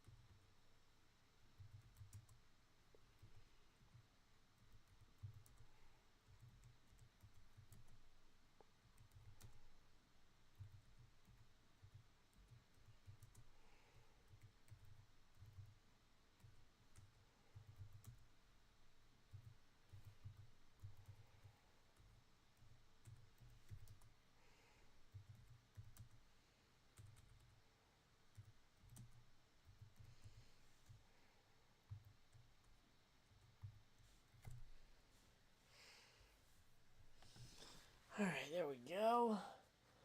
So you got the stage points tonight. So Ankram's collected 17 of them, Majeski 13, Johnny Sauter collected 10, Ekis 12, and then everybody else collecting single digits. Curry 9, Crafton 8, Daniel died collecting 7 of them. Alright, so we're back to racing and ready to go. So hopefully you guys are enjoying this. I know we had a brief red flag stint there, but we are back.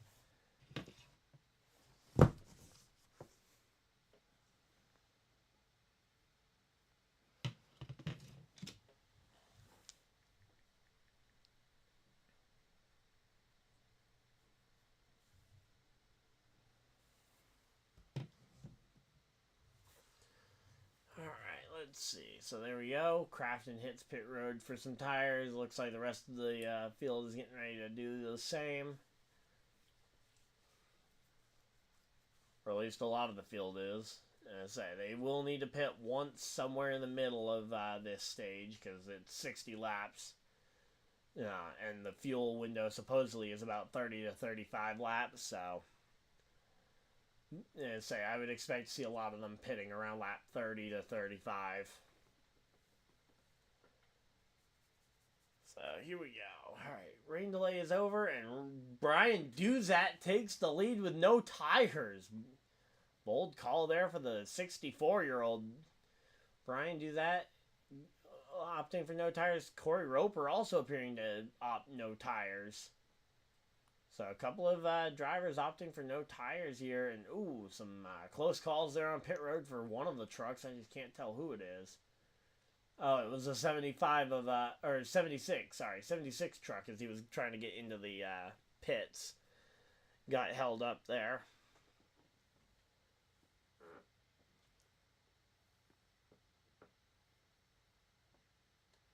So here we go. Let's see.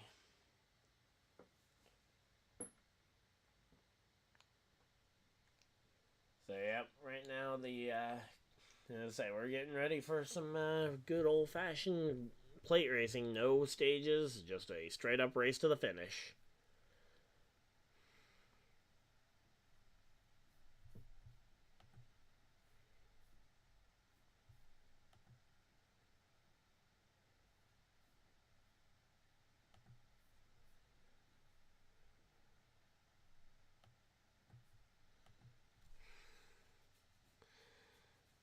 Alright, here we go.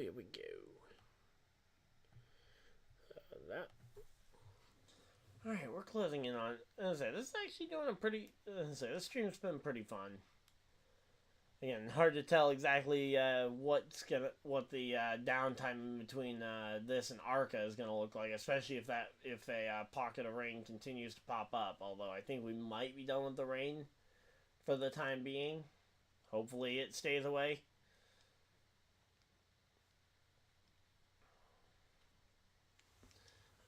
But I want to make sure I got the ARCA logo ready.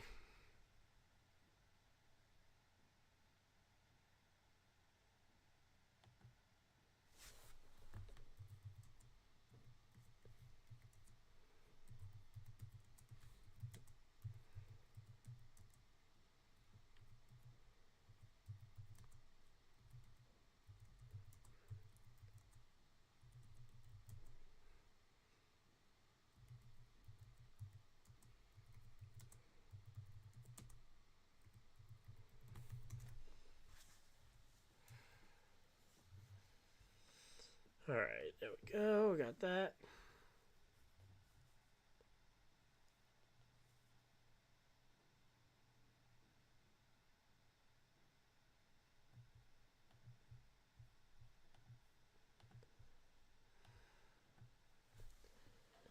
Alright, going for commercial. They're at commercial break here. Let's see what we got.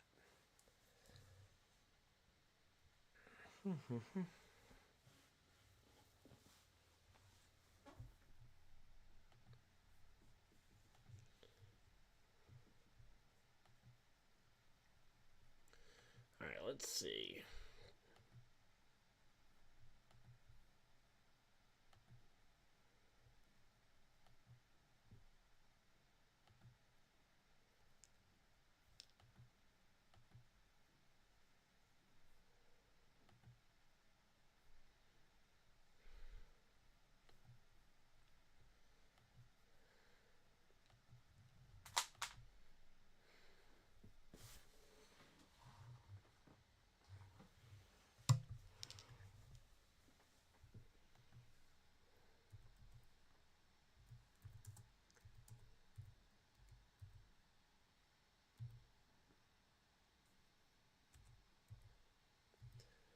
Alright, here we go. We're back from commercial break. We got Matt Mills there attaching another radio antenna, it looks like, to his car.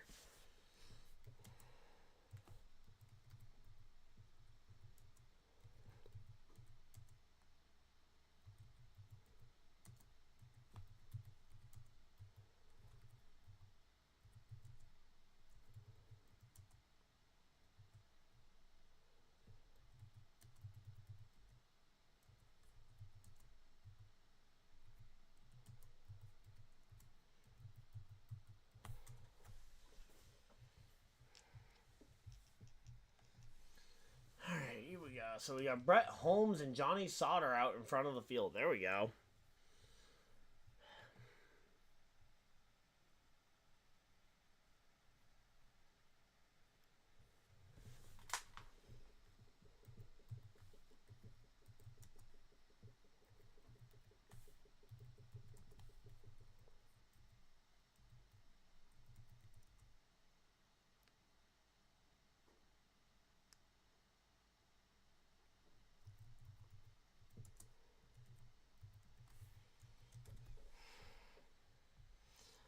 Alright, here we go.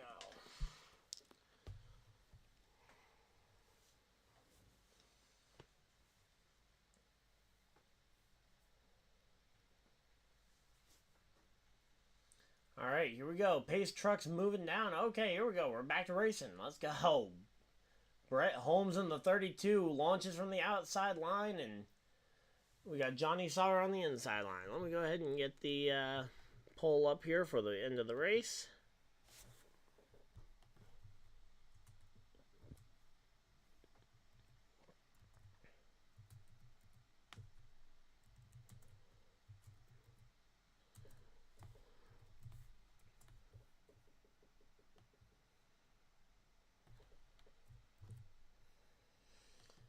Alright, here we go. Now Brett Holmes down to the bottom, and that top line is just attacking right now. There we go. Back to racing. That was a long stage break there. Here we go. Let's see. We got tannergray out front. Who's second? It's Chase Purdy.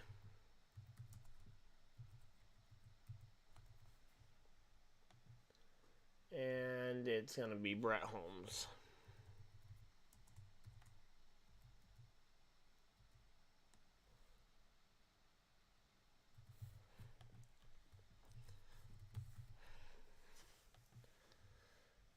Alright, there we go. Final race. There's a final prediction for the race. Who do we think wins it? I'm assuming I know what's going to end up winning this vote, but here we go. Alright, so Brett Holmes and Johnny Sauter having control of this field now. And say that inside line pretty much took control of this field the second the second I got the poll typed in there. Now we got, and we got Keith McGee with a hard hit to the front of his car, and he is out of this race, and that's going to be another caution flag, and that's going to bunch him right back up again. But, yeah, tannergray way further back than he was. Purdy's back in 8th. Well, I know what's going to win. I'm pretty confident on that. It's either going to be Holmes or that.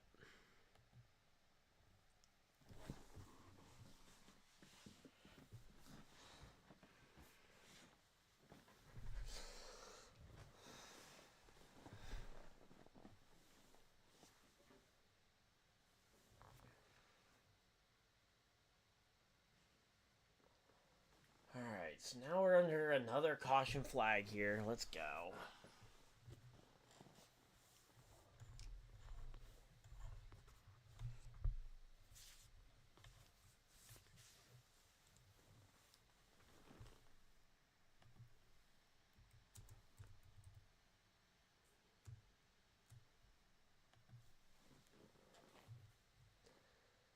So, yeah, that was a hard hit to the wall. Hopefully Keith's okay. I haven't seen him climb out the car yet, but I also got been distracted here.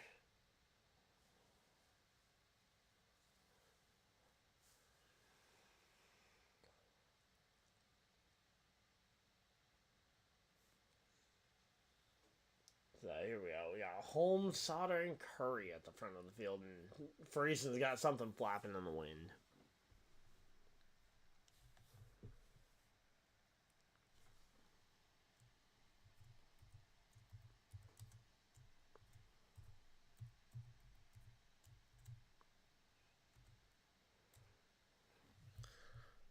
Alright, there we go. Oh, there we go. Is Tony still in the race? Tony Brettinger. I'm pretty sure, but let me check that real quick, because I don't remember seeing her piled up in any of the wrecks, but we've also had a long break here between a rain delay caution. Now we got another caution for a wrecked Keith McGee. Tony Brettinger is in 14th place and on the lead lap, so yep, she is still definitely in the race. Alright, here we go. Alright, we're back, and I'm gonna now... I have the ability to focus here on the race. Got busy figuring stuff out with the podcast guys from the lap down over on...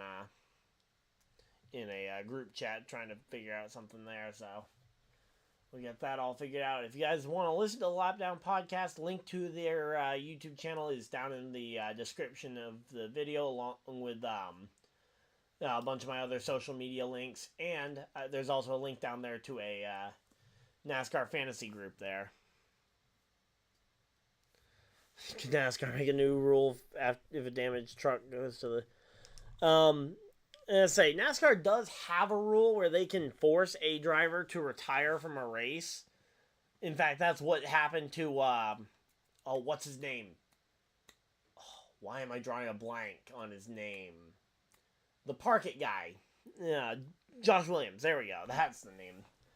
Yeah, that's why he ended up going and parking it on the front stretch, was because of them implementing that rule where they can force a driver to park it if they have not been if they have not repaired the car sufficiently to NASCAR's liking after multiple attempts. But it's a rule that NASCAR can choose whether or not to enforce. Similar to the NFL choosing whether or not they want to call pass interference on every wide receiver ever. Not bitter at all, but yeah. So, NASCAR does have a rule like that. They just choose not to enforce it a lot of the time. And or they just decide that, oh yeah, that looks repaired enough, as it's barely hanging together. Now, if something is directly unsafe, they can black flag you and tell you to come back to pit road to fix it. Like, for example, when Chris Buescher had his had a sign dragging behind him the whole way at the Charlotte Roval, I think in the debut year back in 2018. Oh yeah, I know. Almost every caution so far tonight has been damage related, so... yeah, this would be a night that if they were going to implement that rule, it would make sense, and there we go. Keith McGee is getting dragged to the garage. So, he is done for the night. So, here we go.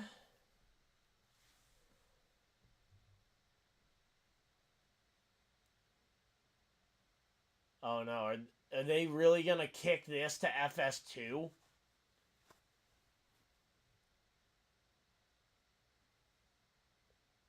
They're not about to kick us to FS2, are they? They better not be about to kick the remainder of this race to FS2. Come on. It's halfway through, but I know we've got, there's basketball that's supposed to be on FS1 after the truck race, but we got a significant delay from the rain. Hopefully they don't. And they've got a, oh yeah, there's Michael Jordan up on some roof somewhere. Look, say he's got somebody else up there with him. Probably Denny Hamlin having a meal or something, maybe. But, yeah. Yeah, I think the only caution that wasn't damage related was the big one that caused all the damage, and then the rain caution that ended the stage. I think those were the only two cautions so far tonight that have been caused by that. Alright, now they're talking about the 2024 schedule highlights. No dirt race. I don't see that as a highlight. Bristol being back on concrete, I'd say it's a neutral move for me. I don't mind concrete Bristol, but the fact that it gets rained out so often in the spring, and at the very least the dirt race can handle a little bit of moisture, like in 2022, they were actually able to race in and around some rain, and able to get back racing a lot earlier. So here we go. Brett Holmes, Sauter, and Curry now the top three here. Alright, let's see. What do we got going on? So it's now 9 o'clock. Wow. Feels a lot later than that, but here we go. It's choose cone time, and Holmes takes the top line.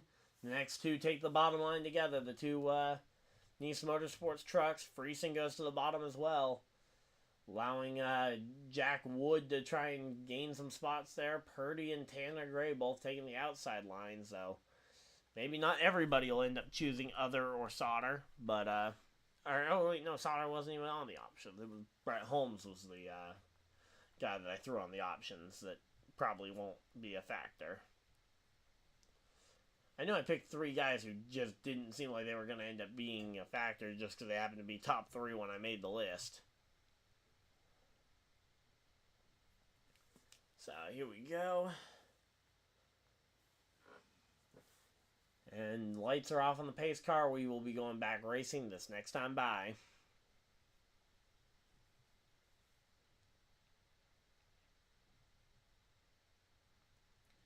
So, as I say, this track definitely looks dry, so I don't see any real problem with just going back racing here. Let's go.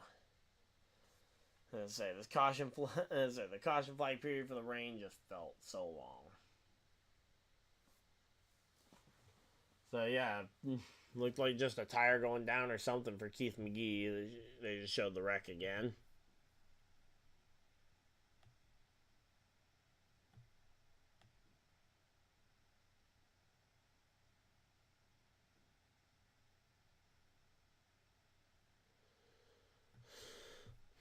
Alright, there we go. And let's see. We got Holmes, Sauter, and Curry. Just kind of looking through the list again, trying to see if there's any other names to keep an eye out for. Corey Hyman, the inside line there, in the 11th position for the car number 11, as the pace truck dives for cover. And here we go. Field back in the hands of Brett Holmes and Johnny Sauter. As they go green, green, green, green flags out, and we're back to racing. And oh wow, Johnny Sauter and Curry getting a massive jump here. There we go.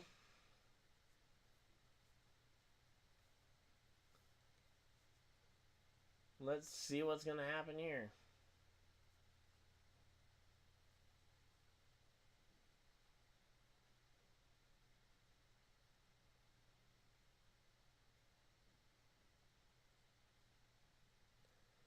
Alright, let's see. So right now, Sauter and Curry have that inside line on lock. Brett Holmes and the 91 of Wood are trying to make something happen here.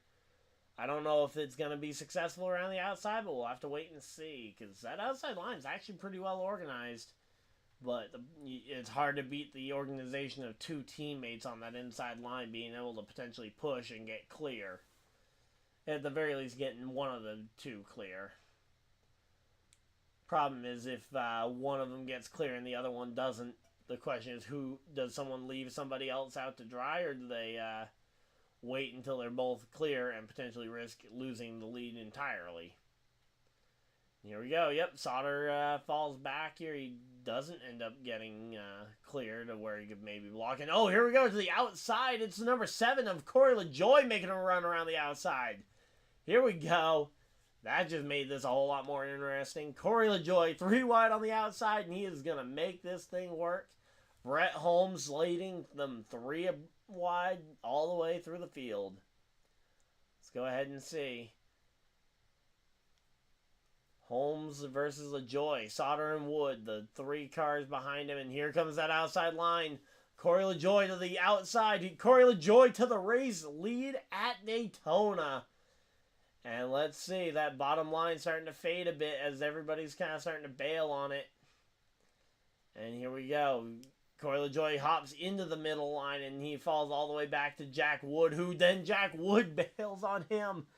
That was a very bad choice for Corey LaJoie to get to that inside line here as he goes and gets dropped all the way to the back. And now Brett Holmes, Sauter, and Curry. Now, once again, the 1, 2, 3. All single file, all around the inside. And the question is, can anybody go ahead and get to the... Can anybody get that outside line working again? Because that outside lane, it takes a lot of work to get it going. Corey LaJoie in 8th right now after making the wrong decision with when to make the move to the middle.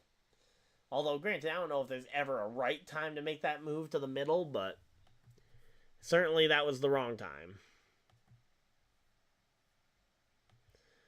Alright, there we go. Alright, let's see.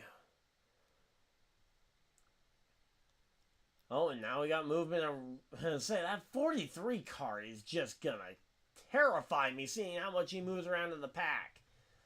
I know I do the same thing in NASCAR Heat 5, but it doesn't matter in Heat 5 because I'm not at risk of getting wrecked and actually being hurt.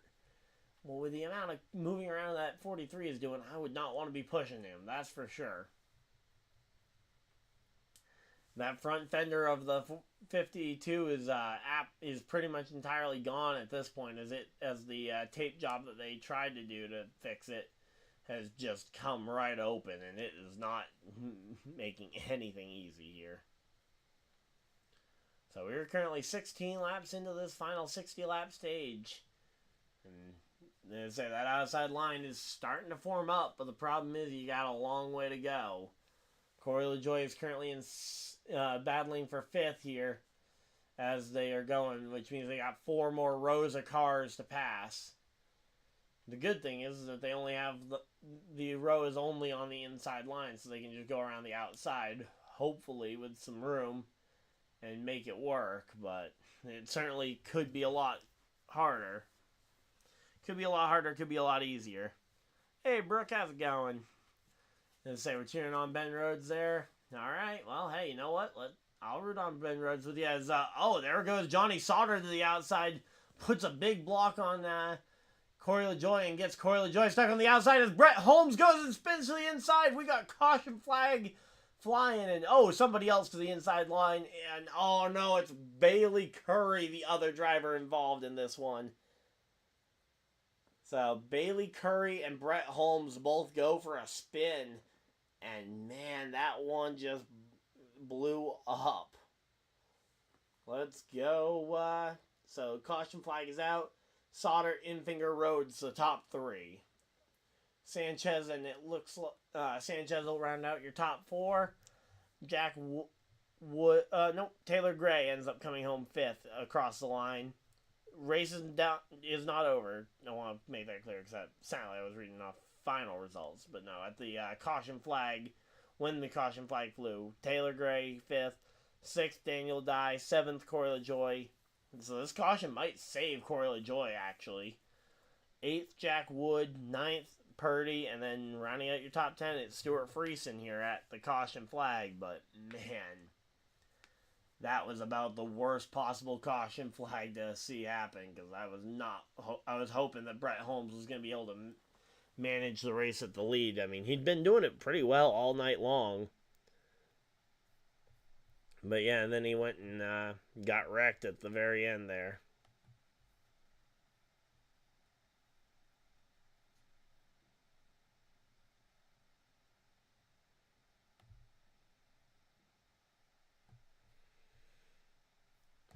Let's see. We got 12 people hanging out in here. Thank you guys for everybody that's tuned into the stream so far.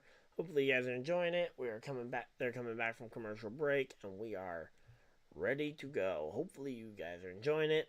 If you guys are, hit the like button and subscribe if you guys are new. We just hit 2,500 subscribers earlier tonight on the live stream, so I'm super excited, but we got a long way to go to hit 300, which is the next big milestone. Let's go.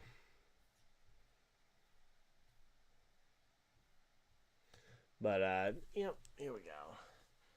Just chilling out. Okay, here we go. Seeing the replay of what caused the wreck. So first off, Sauter went and moved the got the 7 out of there, and then I had no idea what happened. I got sidetracked watching the 7 falling further back and didn't think to watch the Brett Holmes because I just assumed that there was a wreck further back that caused it. But let's see. Oh yeah, no, the Brett Holmes just spun off the nose of Bailey Curry, who I think then Bailey Curry ended up spinning off the nose of Bailey Curry just ends up spinning off the nose of the 17 car of Taylor Gray. So, I mean, yeah, that was literally a situation of cautions breeding cautions, quite literally. If they can go about 40 laps, because I know we were talking with Patrick, and he was saying how he thinks these cars are capable of about 38 to 40 laps on fuel. We got a caution with about 40 to go. I think everybody should be on pit road getting fuel here. And then the question is, who can make it all the way legitimately and who can't? Because the TV itself, they were talking about 30 to 35 laps kind of being the outer edge. But I guess we'll have to wait and see here because we got more than 35 laps to go. But as I say, they got a arts and crafts project there with the 52 car. I don't know what they're gonna try and do next. But yeah, here we go. We got 41 laps to go as of right now as they get lined up and ready to go. But yeah, Sauter's led the most laps of the night. He probably will end up leading the most laps of the race, but here we go. Let's see.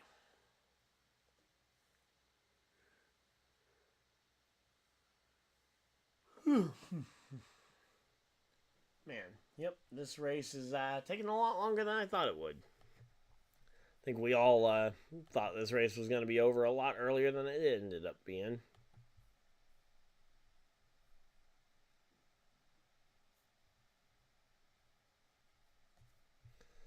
Alright, here we go. Yeah, turn 4 definitely looks like it's getting the trucks pretty loose. It also could just be chalked up to the fact that the Daytona International Speedway surface is starting to wear.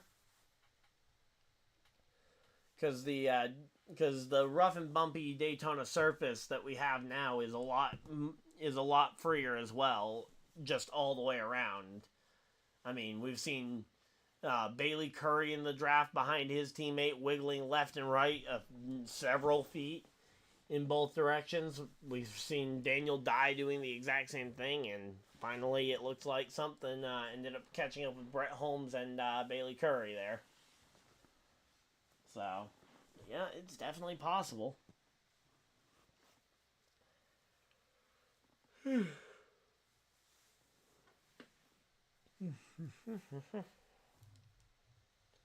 Alright. So I'm curious to see what ends up happening when we get bumped over to the because I'm assuming Truck Race is gonna get bumped for college basketball, but I have no idea.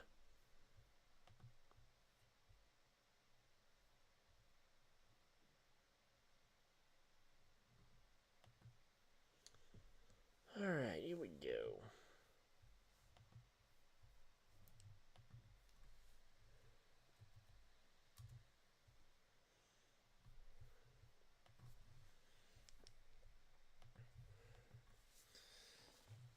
We're getting settled though. We're currently under commercial break, so you're not missing anything. We're under caution as well, so you're absolutely not missing anything. So, Infinger, Eckes, Sanchez, Roper, the top 4.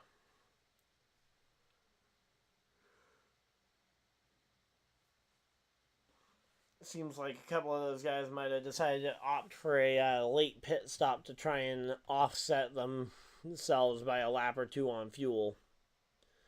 Guys like tymajeski potentially making that kind of move to try and get themselves as full on fuel as they humanly can be. I think it will. I think getting that extra lap definitely provides something. Just a matter of if it provides enough here. And the 99 heading back out onto. Oh wow! Almost got collected there as a car came into pit road, or into the pits. And here we go. We are back and ready for the restart of the race. Let's go. Infinger, Eckes, Sanchez, Roper are the top 4. Sauter rounding out top 5. Then you got Taylor Gray, Crafton, Daniel Dye, LaJoie, and Tanner Gray rounding out the entire field. Or rounding out the first 10 cars at least. The first 5 rows. Man.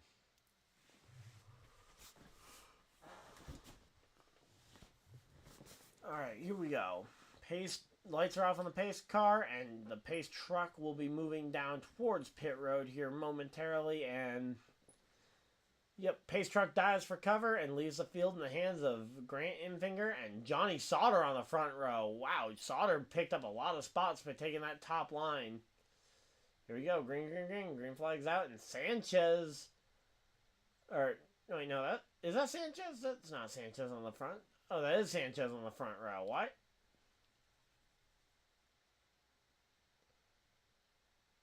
Is that Sanchez? Yeah, okay, that is Sanchez on the front row. Why were they showing Grant Infinger? Guess they got their yellow and black cars mixed up, and so did I there for a minute. So, yeah, there we go. Taylor Gray, Sanchez, Crafton, the inside line. Appears to have been the more successful line here. And, yeah, it looks like... so, yeah, it looks like Sanchez and the inside line is definitely the way to go here. So far, Sauter and Daniel Dye just don't seem to have that same kind of speed between the two of them. You got 3 Chevys in that outside line, but all 3, I think, are different affiliation of Chevys. So, I mean, theoretically, the 3 will work together, but when push comes to shove, I don't think that they will really care too much when they make a move at the very end, but here we go. Let's see. So, Dean Thompson, Corey Hyman, and Tony Breitinger are all kind of in the same spot. Problem is Dean Thompson's is a lane up from where his 2 teammates are. Say, if I'm Dean Thompson, I'm potentially trying to tell my teammates, hey, get in my line behind the 75 here. There's a bit of a gap. I just don't know if they would want that.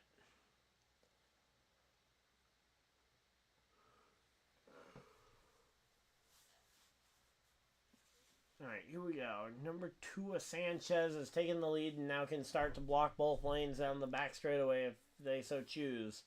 3 wide there for about 4th. 3 wide for 4th between Crafton, Dye, and Crafton, Dye, and Rhodes there. Man. But, yeah, right now, though, you got Ben Rhodes making his way all the way around the outside. He might try and take the lead at this rate. Ooh, that's a lot of contact in the middle of the field, and I thought that was about to be a wreck there. So far, though, it looks like we are all clear for wrecks tonight. But, yeah, we got 36 laps to go. Still plenty of time for something to happen as Ben Rhodes now gets in front of the field and is going to start working both lines of traffic.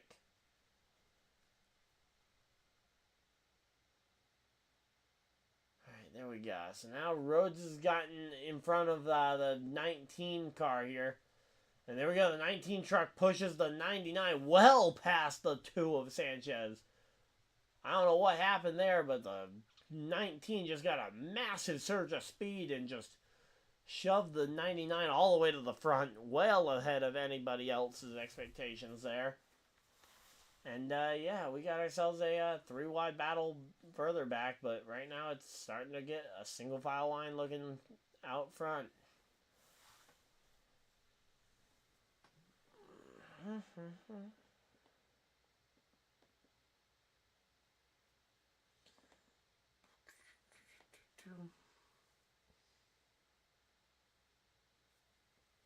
So, yeah, I mean, right now, Daniel Dye, Purdy, they're all just trying to make their way as far forward as they possibly can. Purdy up 15 spots since the restart. You got Eckes up 14 spots. You got Ben Rhodes up 12. Ankrum up 12, and then Jack Woods, the smallest gainer of them, only gaining 7 spots. But yeah, these cars are definitely a little on the out of control side here at Daytona, but honestly, that's what makes the racing pretty fun, is knowing that it's not an easy thing to do.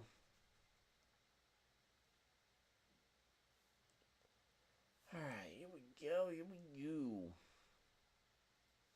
Again, Ben Rhodes leading the field here. He's got a Chevy in behind him and then another Chevy behind him.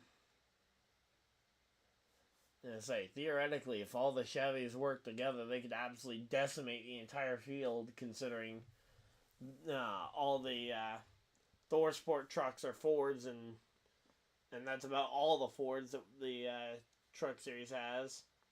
And then you've got tannergray, and all the Tricon Garage cars are the only Toyotas.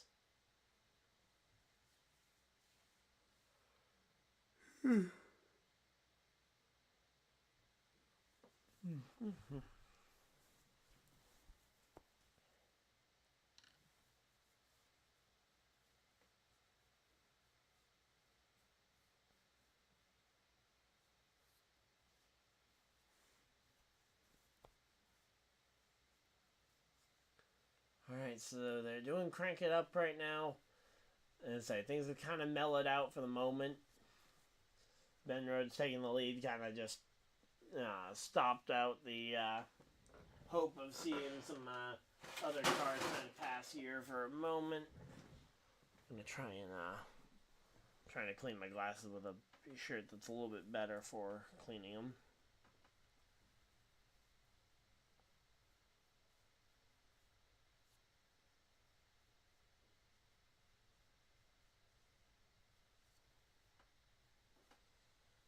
Alright, there we go. That's better. And, oh, Sauter up to the lead. Whoa!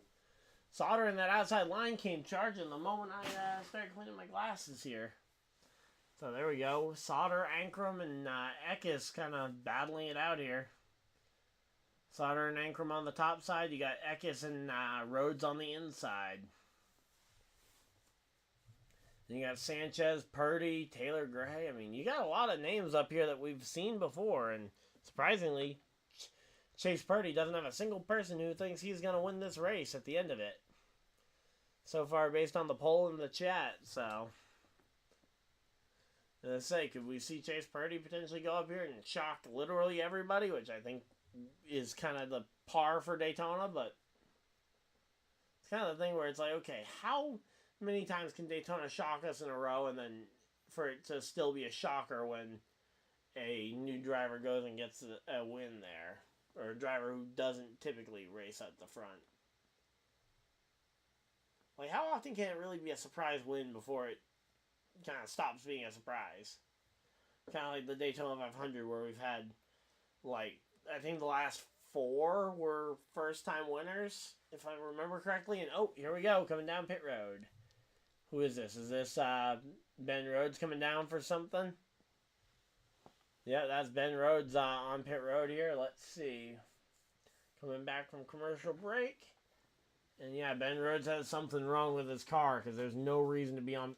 oh wait, actually, 30 laps to go. He could just be on pit road thinking that this pit road is, or that this stop here gets him to the end of the race, but that seems like a bad time to do it if you're doing it by yourself. And meanwhile, the outside line just got completely all jumbled up, and it looks like some guys might be thinking about pit road potentially here.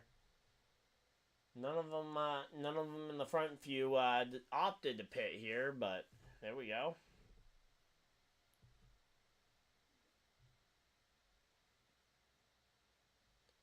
So yeah, look at what happened here. Let's see. Oh, okay, so, I think the 18 getting down in there, I think the 99 was worried that the 18 had cut one of the 99's tires down when the 18 rubbed into him. Alright, that makes sense as to why the 99 pit then. I thought it was a little early for a pit stop, especially if you are really trying to make it a strategy move at this point, because you need to do it with other people if you want a strategy to work. But yeah, here we go. Let's say again, we're just chilling here.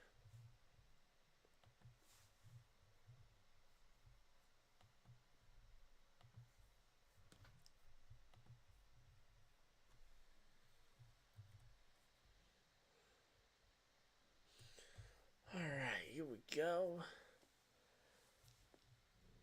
Let's see. Ekis, where is Ankrum ended up? Ankrum got shuffled way further back here. How far back? Oh, 8th.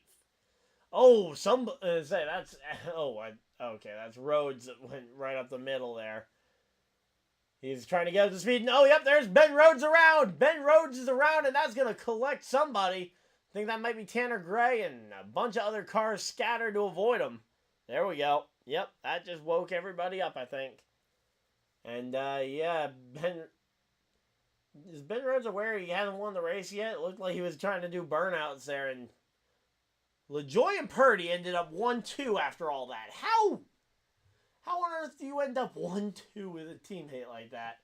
But yeah, it looks like the 15 of tannergray got collected in whatever that was. Alright, here we go. So, Stephen Parsons also kind of, a lot of cars just ended up having to scatter when the wreck happened there. It'll be a lot about trying to figure out exactly what happened in terms of the what happened in terms of when the caution came out and all that.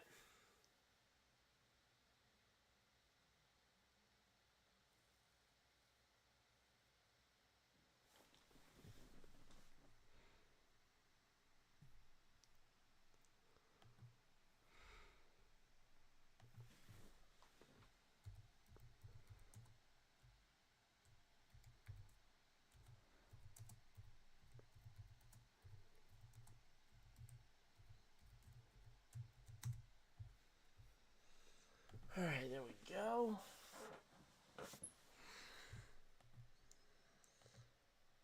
But yeah, we're just chilling here. Hopefully everybody's having a good night.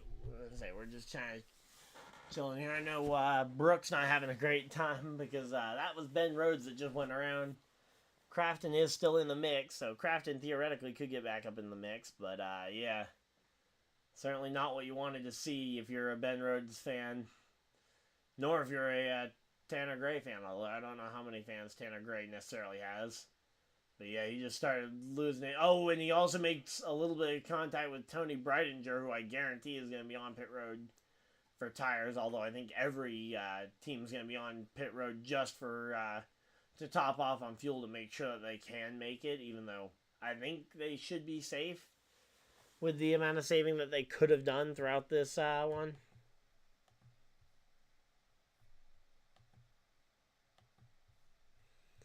Alright, here we go. So yeah, this caution flag, they're saying how this caution flag helps the drivers who were trying to make it 40 laps on a run. So theoretically, yes, but I mean, it would be just so much easier and more comfortable if you just go to pit road at this point. Unless you're really that worried that nobody else is going to go with you. Yeah, they think that's the end of the day for Ben Rhodes. That is definitely the end of the day for Ben Rhodes. And yeah, he's climbed out the car. He is done. So Ben Rhodes ends his day there.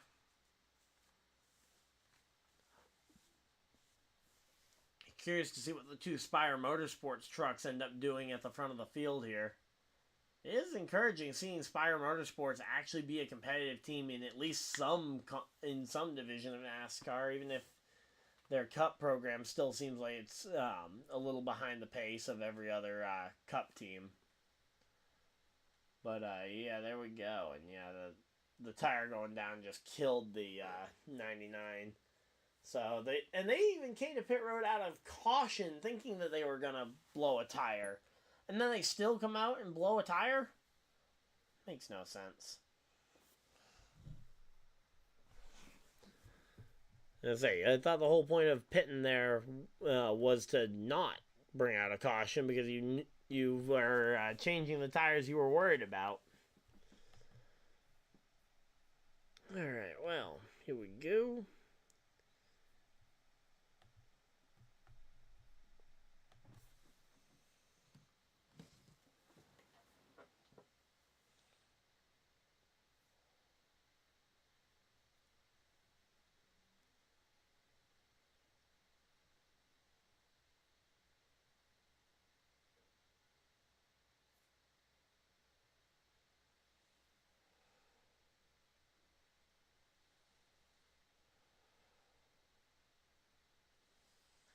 All right, here we go. So we're still under commercial break. Don't worry, you're not missing anything out here by by me not talking a ton here. Yeah, I know. Yeah, Ben Rhodes gonna say. I think he was just trying to find, because it's hard to find a place that's out of the way at Daytona, because you usually have 2, maybe even 3 lanes of traffic. And ultimately, going in the middle, despite seeming less safe, is usually one of the safest places to go, especially if the outer lane has already decided that they're going all the way to the top. And yeah, that doesn't seem to have worked out, obviously, but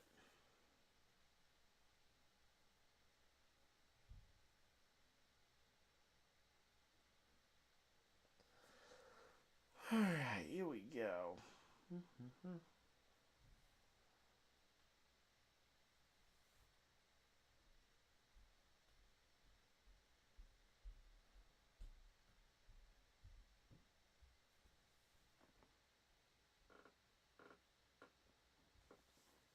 Alright, let's see. What do we got? We got 11 people hanging out in chat. Thank you guys for everybody that's stuck around to this point. I know this race has kind of been, especially after the second stage, it's been very much low energy, just because it really feels like there's just been constant yellows for very minor things. Although that yellow was actually somewhat major. Although somehow, I think we lucked out with only eliminating 2 trucks from the race.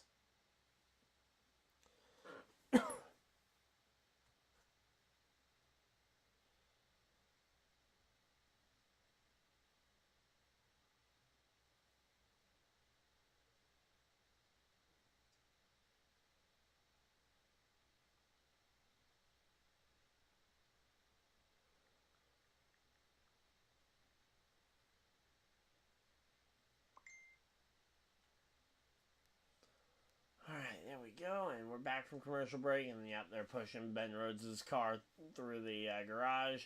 Lights are off on the pace car, they are doubled up, and we're ready to go back racing. Let's go. Here we go.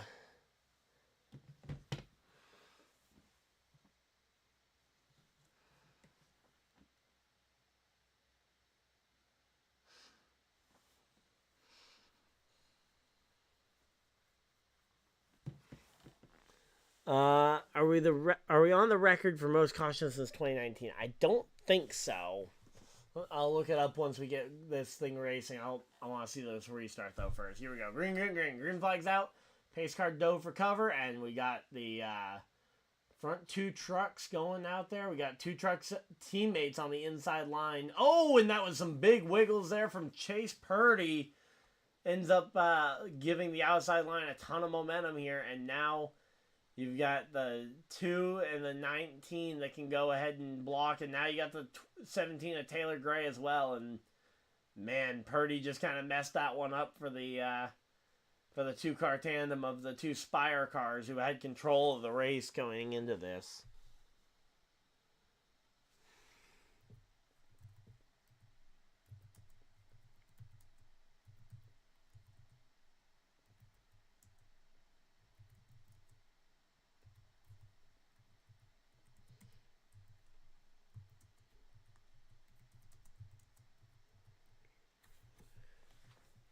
Alright, here we go. Let's see. 22 in the Cup Series. Okay, we're well off from the record in the Cup Series, although those races are usually twice as long. Sanchez, Taylor Gray. Eka's actually moved up to the outside line there. Oh, okay. Alright, here we go. Let's see. Reddit's usually where I'm going to end up going. Let's see. 8 months ago. Let's see. Alright, so it's been about 8.5 cautions per race. So we're definitely not at the record. Oh, no. There's another caution. Yep, there's another caution. Oh, Patrick's happy. Johnny Sauter's in it. Christian Eckes is in it. And yep, that's another caution. Literally as I was finding the stat about cautions here. But yeah, through the first 12 races, there was over 100 cautions, meaning that there was an average of 8.5 cautions per race through the first 12 races of last year alone. So yeah, we're definitely not at the record. We're at about the average from just last year alone. And speaking of that, we just crossed over from 8 to 9.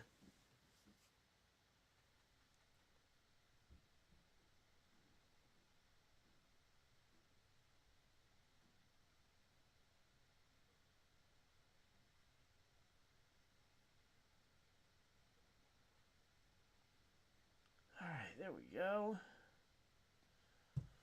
We have gotten that all settled, and yeah. I don't know what the record is, but yeah, it certainly was probably something from last year if we hit that much. Okay, so they saw 11 or more cautions at Atlanta, Texas, Bristol Dirt, North Wilkesboro, and Gateway last year. So 11 or more cautions in each of those races. So we need to hit at least 11 for to hit any kind of record. But yeah, as I say, Daytona is usually just a sloppy race, and yeah, it looked like just a bad push there from the two Spire cars into the back bumper of the 19, and the 19 goes for a ride, hits the not even sure, is that the Ballpark Frank's car? Yep, that's the 75 of Stephen Parsons, who was also involved there. So, yep, that's another crash and another restart. Yeah. Woohoo! I could do better on my video games, probably. But, yep, 20 laps to go. We essentially have a stage left. It's already 10 o'clock. I'm curious to see what ends up happening if we get... Like, what is going to happen if we extend almost to ARCA start time? Are they going to bump us to FS2, or are we going to do the bumping of basketball to FS2? And it's possible that the broadcast has already said it, and I just didn't hear it because I'm not listening to the broadcast, but yeah.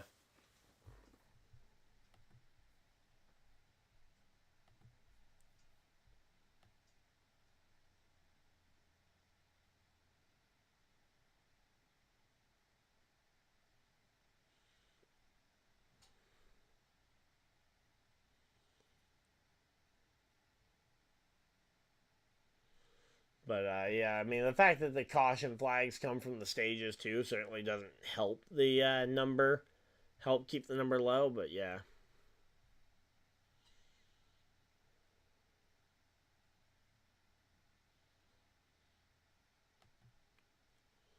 Alright, here we go. So, Truck Series sets new caution record at Daytona back in 2019. 11 separate yellows. So, yeah, there was... So, yeah, we definitely would need to hit at least 11 for the record. But I don't know if we're going to hit 11. I know I've got a friend who's definitely rooting for it.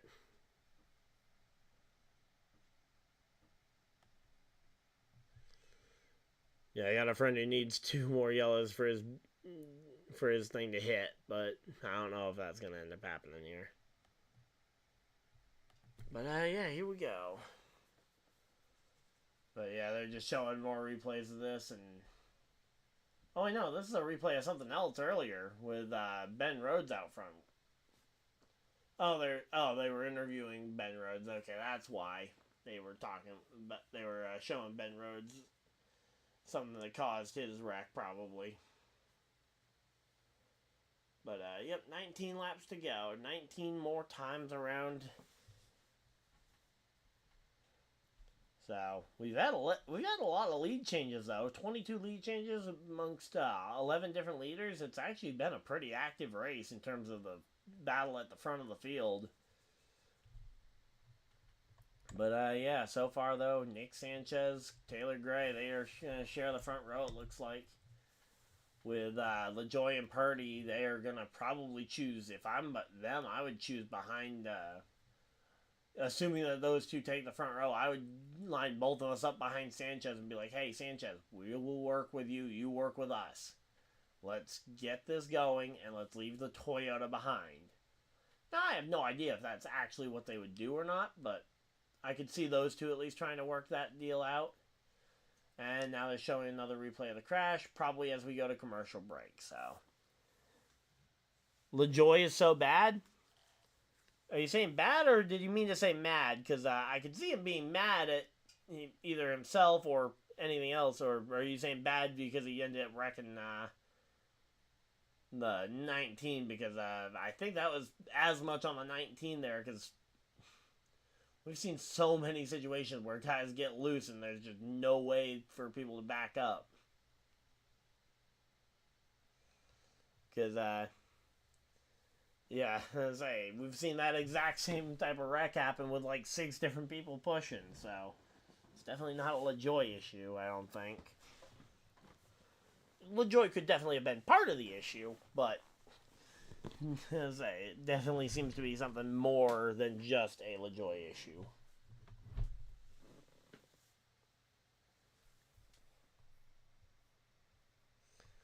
Alright, here we go.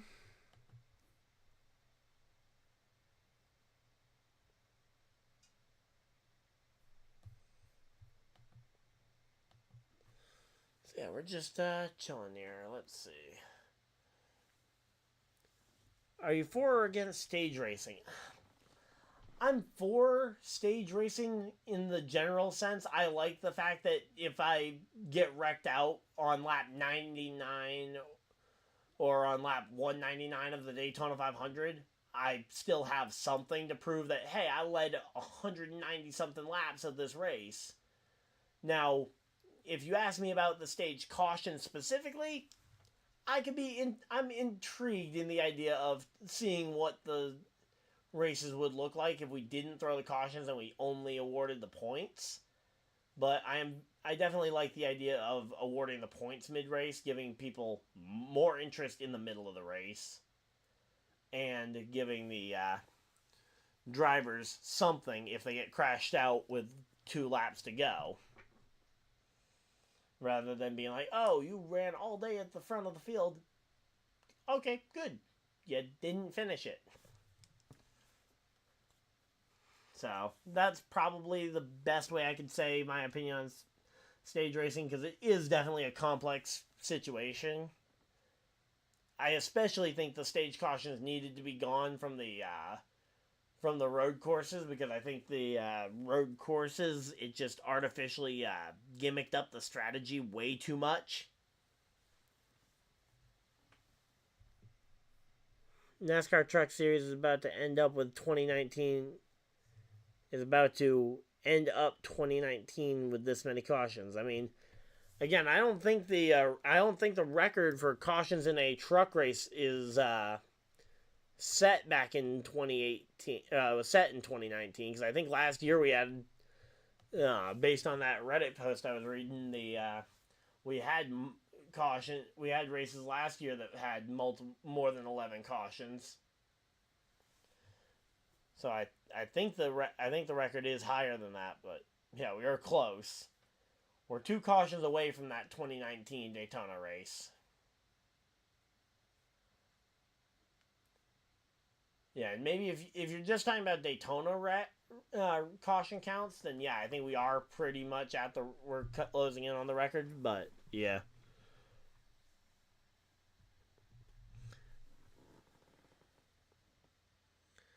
Yeah, I'm gonna say again, like,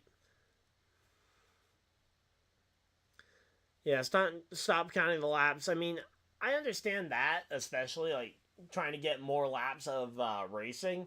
And I think that's where I say just don't throw the caution at all for the points. But I know some people, they can't live without multiple bunched up restarts here. So here we go. Speaking of bunched up restarts, back to racing. Green, green, green. Green flag's out. We're back to racing here at Daytona.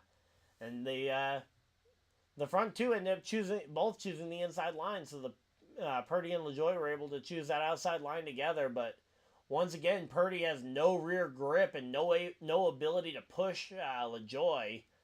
And LaJoie now falling back to the front bumper of his teammate there. And there's just no speed coming from behind there. I also think that the caution periods, though, could be a little bit faster, especially for the cautions where you're not throwing it for anything. Like, if you're throwing it for the stage end, those cautions should be only about 4 or 5 laps minimum. Or maximum, I mean. Because it's not like you're cleaning up a wreck. It's not like you have to wait for people to catch up, because for the most part, everybody's still there. But, yep, Sanchez and tannergray, Jack Wood have all kind of gotten out there. Brett Holmes now up to the top line here, and, oh, somebody got shuffled out. Majeski, I believe that is. Got shuffled out to the top line. Alright, here we go. Let's see. 15 laps to go, and oh, somebody is on the apron, and they are going slow. Luckily, they stayed on the apron and didn't merge up in front of the field like some people would. But, yeah, now Brett Holmes is on the outside of 3 wide, and he's... Oh, and we got a spin and crash! Tony Breitinger, Dean Thompson both involved. Not sure what caused it, but, yeah, Dean Thompson and Tony Breitinger are both involved in this one. And, yeah, we got another wreck here. So, another caution flag. Yay. That's 10. There we go.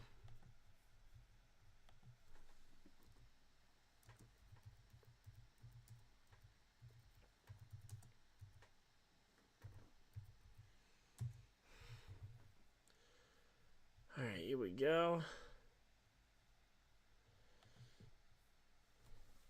Alright, we're here, we're chilling. Alright, we got, what, 7 people still hanging out in here? I know it's starting to get late. It's 10 p.m. on the East Coast, so for a lot of my East Coast viewers, we're probably, a lot of them starting to go to bed, especially if they got work tomorrow. But, yeah, we're staying up and we're watching both this race, and I will also be calling the ARCA race later tonight. But, yeah, it's definitely a messy race out here. Alright, so let's see. So it looks like the 02... Oh, yeah, so the 5 tried to get past the 02, and because he was moving up with the 1 car also pushing on his bumper, it just sent him around, and ultimately it took both of them out, so... Yeah, that was just a messy situation there. We now got our 10th caution of the night, 1 more, and we match that 2019 Daytona race. Also 1 more, and my buddy's wager ends up hitting, so hoping for some good luck for you, Eli. Although I wouldn't necessarily be upset if they somehow find a way to run the final few laps of this thing green flag. Okay, you meant that. Okay, so yeah, you meant Daytona races in particular, because I know last year there were a lot of cautions, especially Atlanta had to have been. What was the caution? Actually, yeah, Atlanta last year. How many cautions was that? I just gotta know now that I think about it. Oh, no, it was Atlanta's Xfinity race. It was a mess, not the truck race. I was gonna say, because there was that one race, the Park It race, where they ended up parking it to try and maximize the impact there. But yeah, we're just chilling here.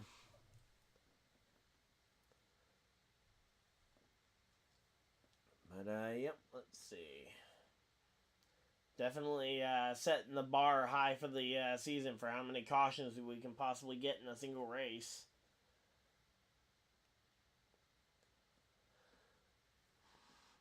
Alright, let's see. What do we got?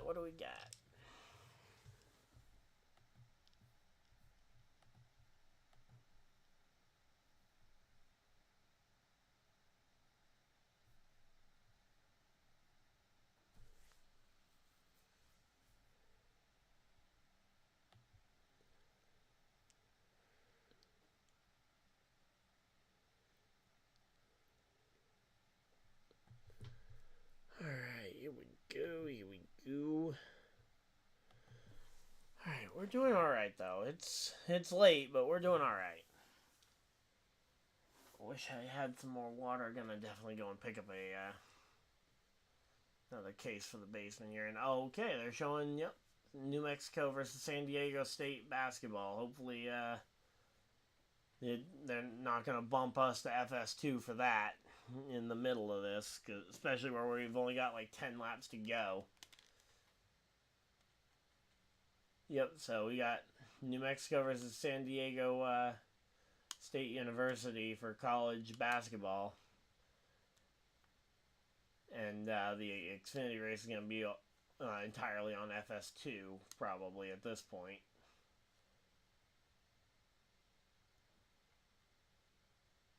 Alright, let's see.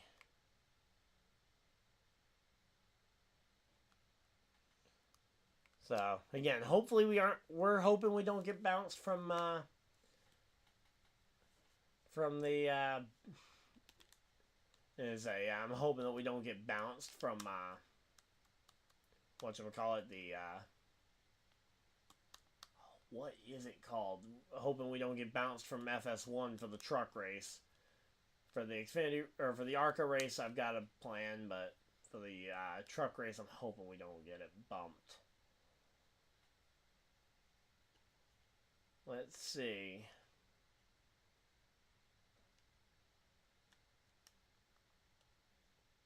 Alright, they're going to try and talk to Sanchez on the radio here. Yep, we are just kind of sitting here waiting. We got a lot of yellows, but so it definitely seems like the other option is definitely the right one to have gone with at this point. Although Purdy's still in the mix. Oh, man.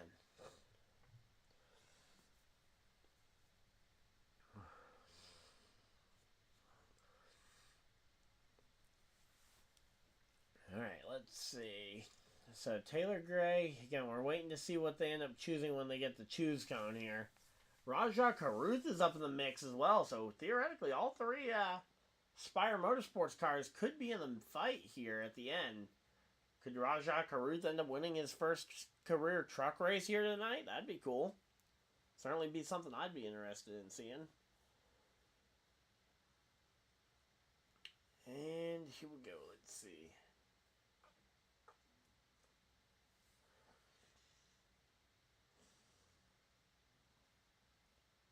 So they're going really slow. Are they slowing down for rain? Please tell me we're not getting another rain delay here, please. Because all the drivers seem to be falling into single file formation here almost.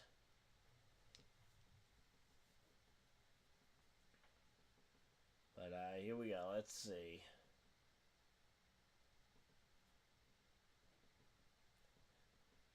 And I say we're coming to 10 laps to go. 10 more times around and this race will be over, but man, 10 o'clock, it is late.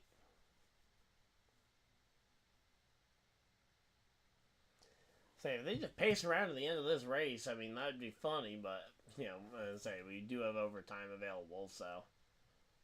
Yeah, as I say, they can't, and they won't end it on this caution, unless again, it's rain and it turns into a downpour, but at that point, that would be really bad, because then we wouldn't get the ARCA race in either. And again, tomorrow morning is when the rain is supposed to be coming in here. And let's see. Got bottom, bottom, bottom. Oh, wow. Everybody going to the bottom and allowing the, allowing all the Spire trucks to take the top line and all just could get all together there. Alright, here we go. We have got ourselves a restart here. The lights should be off on the pace truck this time by. They haven't turned off the lights on the pace truck, so maybe... Oh, yep, there we go. Lights are off on the pace truck, so green flag will be coming out this time by, and it'll be a 9-lap run to the checkers. Unless we see another spin and crash, which... Oh, not mean to call. Actually called,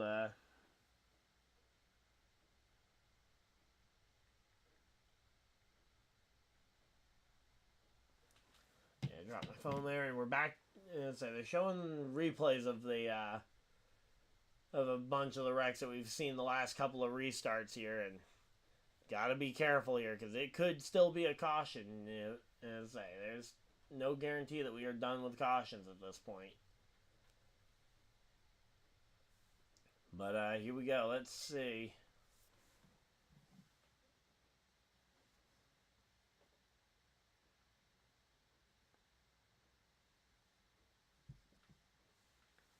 What do we got going on here now? You know, it's just gotten so late, I think, for everybody at this point. Not to mention, it's hard to keep it interesting when they just keep wrecking. Alright, so the 70s, so the 71, 7, and 77 are all in the same line. They got the 76 up there with them. I don't think that's an actual teammate, but they could work with them at the very least. And green flag is out, and they're racing once again here at Daytona. Let's go. So Sanchez down there pretty much all by himself at this point because Taylor Gray did not get a good push. Corey LaJoie gets a great push, or gives a great push there to Rajah Caruth. Caruth and LaJoie to the front of the field, and they are out, way out in front. That's not good because when these trucks catch them, it's going to be massive here. And let's see, Sanchez and, oh, yep, there we go. Sanchez and Taylor Gray to the outside, and that's going to be a lot of momentum that they go with. And that's a lot of cars that are going to go around the outside of those two. They got out too far in front, and now they got swallowed up by the pack as they came up from behind. And now instead of leading the field, they're 5th and 6th on the inside line. Or 4th and 5th, sorry. 4th and 5th on the inside line. But, yep, this just became a much harder race for Rajah and LaJoie just because they decided they wanted to try and show off at this point. And, yeah, here we go. Let's see, Rajah's got a decent buffer now between himself and LaJoie, so he could theoretically drop back to LaJoie and get the big run, but there we go. Yep, there we go. The push to the outside. Corey Heim goes with him. Let's see it. Say it's Heim time here. And Rajah Caruth, LaJoie, and Heim going around that outside. Sanchez up to block here. Sanchez throwing a block there. Not a bad block, though. I will say that. This is a pretty clean block. Making his way around the track. So that push, now they're trying to push Sanchez to see if they can get Sanchez out ahead of Taylor Gray. Taylor Gray trying everything he can to keep that inside line up in front of them. Who's the inside second car? It looks like that's Jack Wood, which is not going to help him because that's a Chevy, and the Chevys are all in the outside lane. And oh, we got a spin, and that's a crash. Number 18 and number 77 going together, and oh, the 19 also finds them, and there we go. Yep, there we go. Caution number 11. We got the caution number 11. And, yep, there we go. Yellow flag, yellow, yellow, yellow. Slowing this one back down. And, yeah, it's going to be a short run to the checkers here.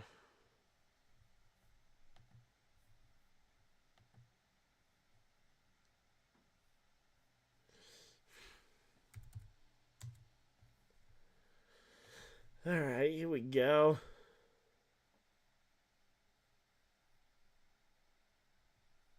Yep, definitely a normal truck race at this point. Just running, literally everybody just running into each other here. So here we go. Chase Purdy climbing out of his car. So Chase Purdy is out. Tanner Gray is out. So there's literally Brett Holmes or other left, essentially, on the pole. Let's say, and then you got Caruth, LaJoie, who are going to try and find each other here on the restart to line up together. I'd be shocked if Sanchez and Caruth take the same line, but they could both do it. But I don't know. I wouldn't really say. I guess if they both take the inside line together, that could work with some kind of plan here. But let's see what happened to cause the yellow. So yeah, it was a stack up starting there, and then just kind of contact. Yeah, everybody just kind of slipping and sliding around. And then just somebody didn't get the memo and pushes too hard. And there we go. Yeah, Chase Purdy, I think it was, ended up just not getting the memo that he needed to stop pushing the car in front of him because there was a stack up coming. It's possible he either didn't get the memo or it's possible he just didn't get the memo in time. But, yep, there we go.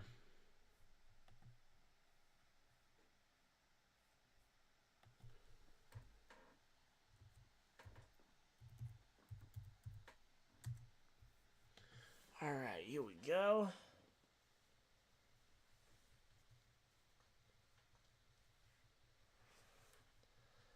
Alright, we've got ourselves 12 people hanging out in chat here. We've got ourselves a short run to the checkers. And then the race is going to be going to FS2. We're going to be going to FS2 for the ARCA race here in a few moments. So, well, I say in a few moments. I actually need to get the stream together because I actually didn't think about the fact that I haven't done a thumbnail yet for that one. So,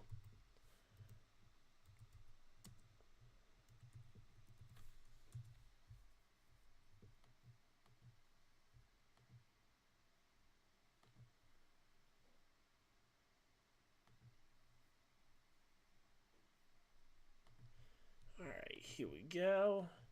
Gonna work on this, but again, right now we're under caution, so we're not missing anything. Let's go ahead and get large. 2.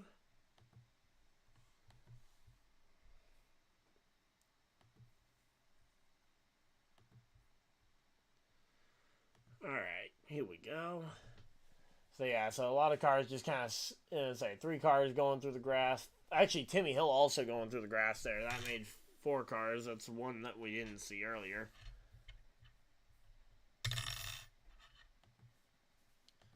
Alright, here we go. Let's see.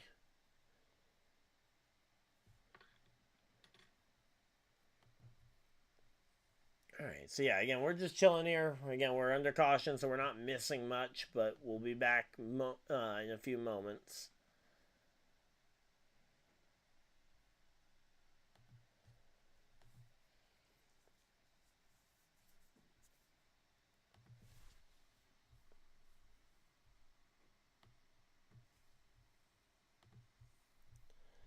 Alright, let's go ahead and get the logo here.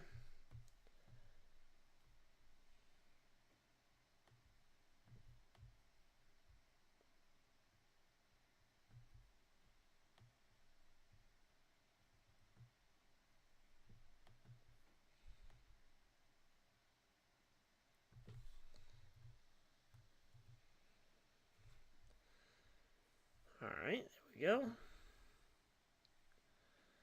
And I'm going to go ahead and mark that.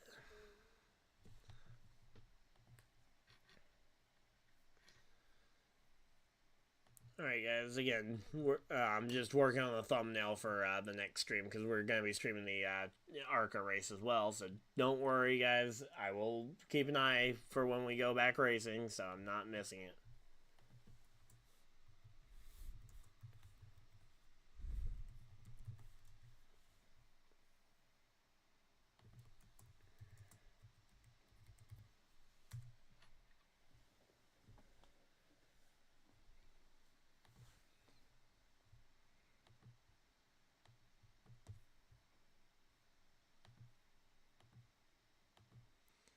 Alright, here we go.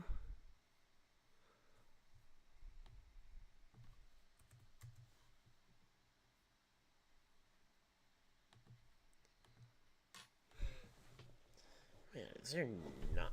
There really is not much,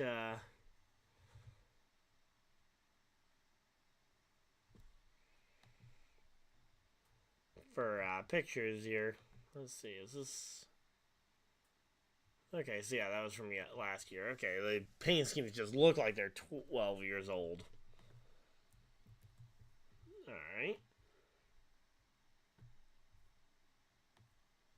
There we go. And then just need the race logo. What even is...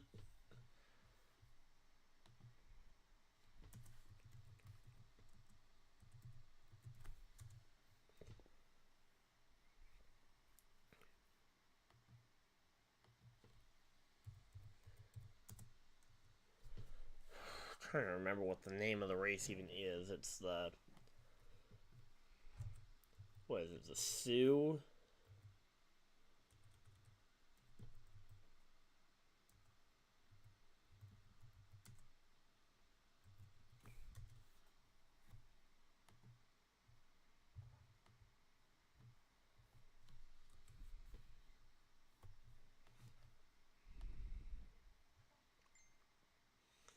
Alright, so what is the name of the ARCA race? I'm seeing everybody saying ARCA 200, ARCA 200, but I know it's not. The race is not called the ARCA 200. Okay, I guess they're just going to call it the ARCA 200. Okay. Let's see. Come on.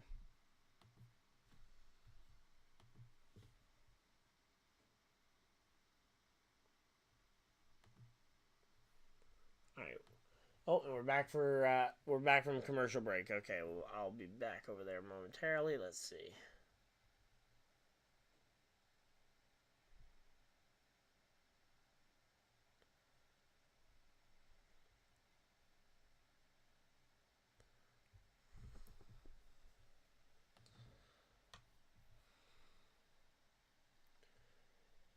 Alright, let's see. Are we going to see pit stops coming here?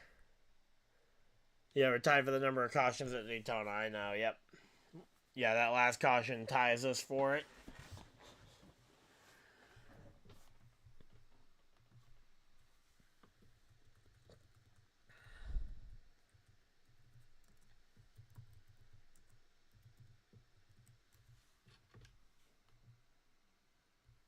Alright, so there's General Tire 200. Let's see. Okay, I've got a lot of different logos. I just don't know which one is the right one, because there's...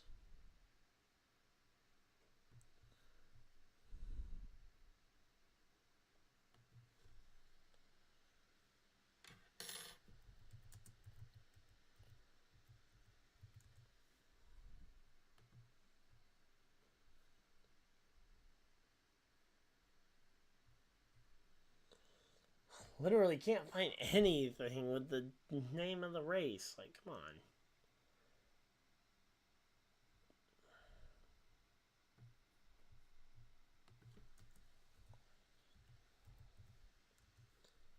Did they really just not make a logo for the race?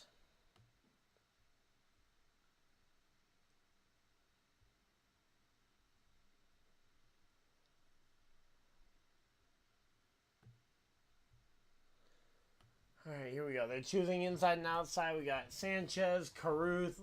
Okay, so Caruth and LaJoie take the top line together. You got Gray and Sanchez on the inside line together. Okay, so we do have a bit of and we're going to NASCAR overtime, so it will be a 2-lap shootout. If we get to the white flag without a issue, it'll be the next flag ends the race here. Alright, let's see. So yeah, so the college basketball game is started on FS2, so it's not going to be delayed to try and wait for FS1. So we did bump them to FS2. Let's go. Alright. Let's see.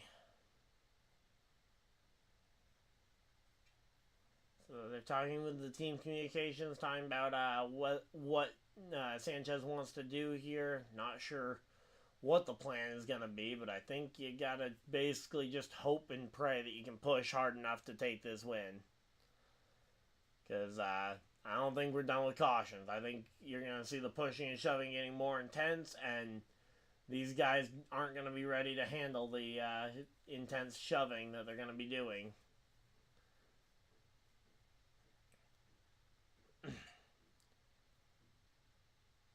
So, yep.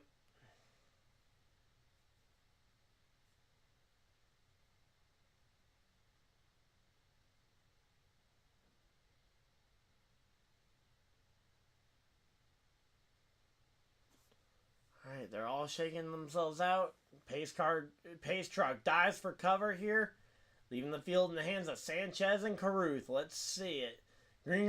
Green flag is back out, and they're racing at Daytona. Come on, LaJoie, don't make the same mistake you did last time by getting too far out ahead with your teammate by shoving him to the point where Sanchez and everybody else just swallow you alive at that point.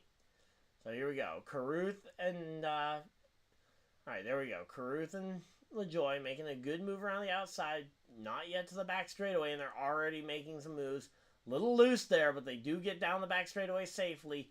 Now get down that inside line and check up. Do not keep pushing. And they're going to keep pushing. Okay, there we go. Good. Oh, no. And, yep, there goes Sanchez and Gray to the outside. They didn't. No.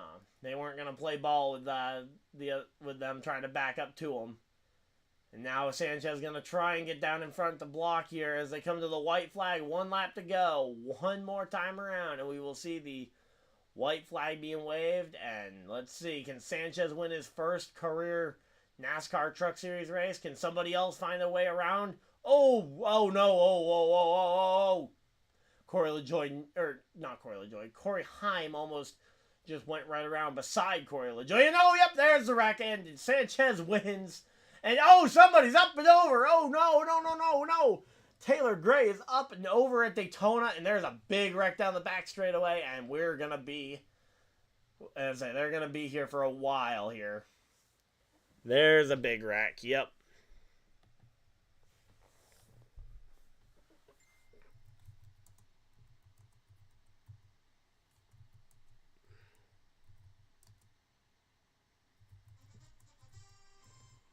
So, yep, that is going to be the race end here for Sanchez under the yellow. Caruth in second, and I don't even know who ended up third at the end of that. But here we go. Let's see.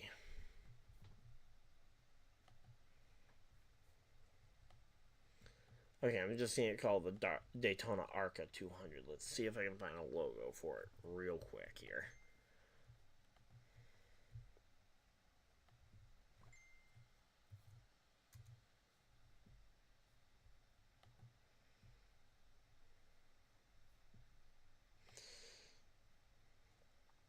Yeah, I'm still not seeing a logo for it. Well, let's see. What about just Daytona's logo? I mean, I guess that would be better than nothing.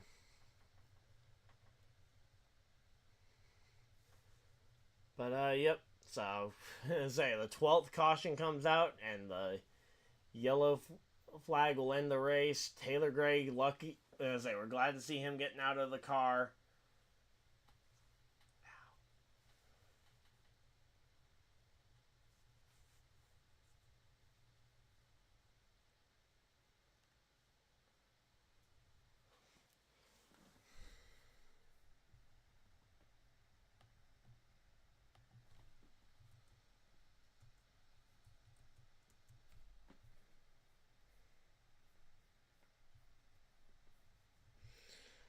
But, yeah, I mean, all right, let's see. Oh, so, yeah, the Caruth just got loose, went up the track, and took out Jack Wood, and then everybody else piled in from there.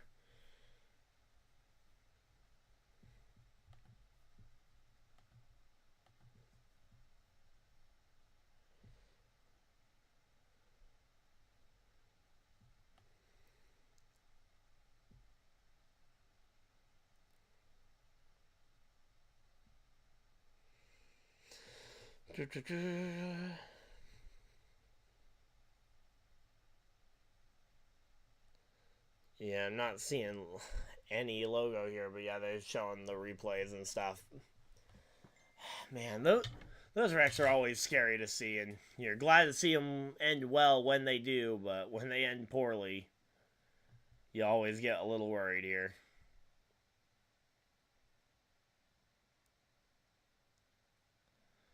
Come on, is there really no picture of the race logo for this weekend?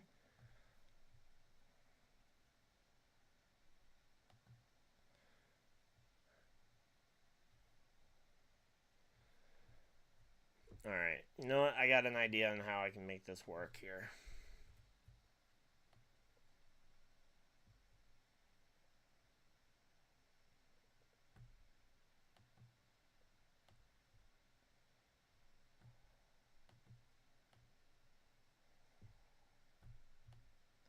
I'm going to have to make my own logo. Theoretically here. Alright, so, yeah. They're talking with Sanchez here, and I know the race kind of ended very abruptly, and I apologize for kind of brushing it off as if it's over, but, yeah, that race just, between the ending wreck and then the weird schedule where I'm trying to get this done for the stream in a few minutes.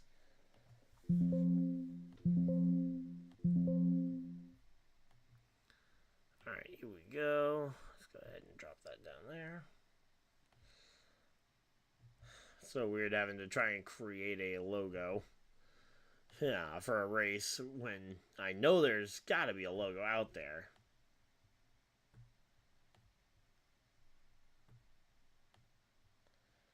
Alright, here we go.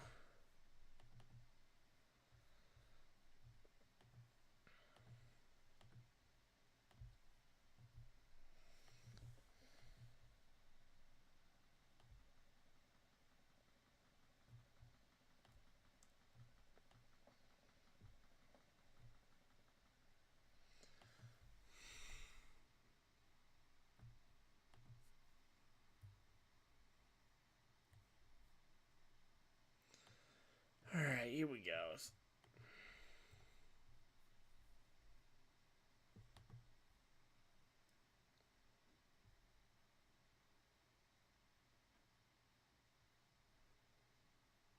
Alright, let's see. Merging layers. How do I do that?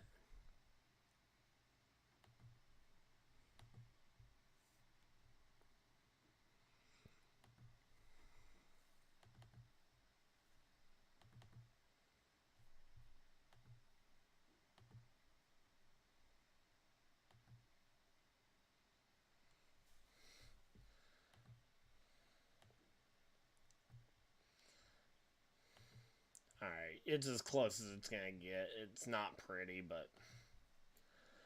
Alright, so hopefully you guys did enjoy. If you guys have enjoyed this stream, I know it hasn't been the best between the sidetracked here, the second half. But if you guys did enjoy, leave a like on the stream. Subscribe if you guys are new so you guys don't miss any future videos or live streams. Again, I'll be live literally in a few minutes for the other race here.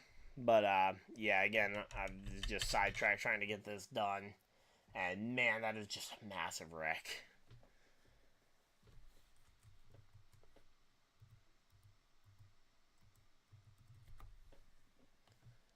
Yep. Again, if I had a little bit more time, I could have made this better, but... Yep, so hopefully you guys... enjoyed. If you guys did, though, leave a like on the video, subscribe if you guys are new so you guys don't miss any future videos or live streams. But until next time, I will see you guys in the next video, live stream, whatever you guys want to do with the rest of your day. If you guys are here live still, just come back to the channel in like 5-10 minutes and the stream will be up for the ARCA race, so I will see you guys over there. But if you guys aren't, hopefully you guys enjoyed, and I will see you guys later. Goodbye!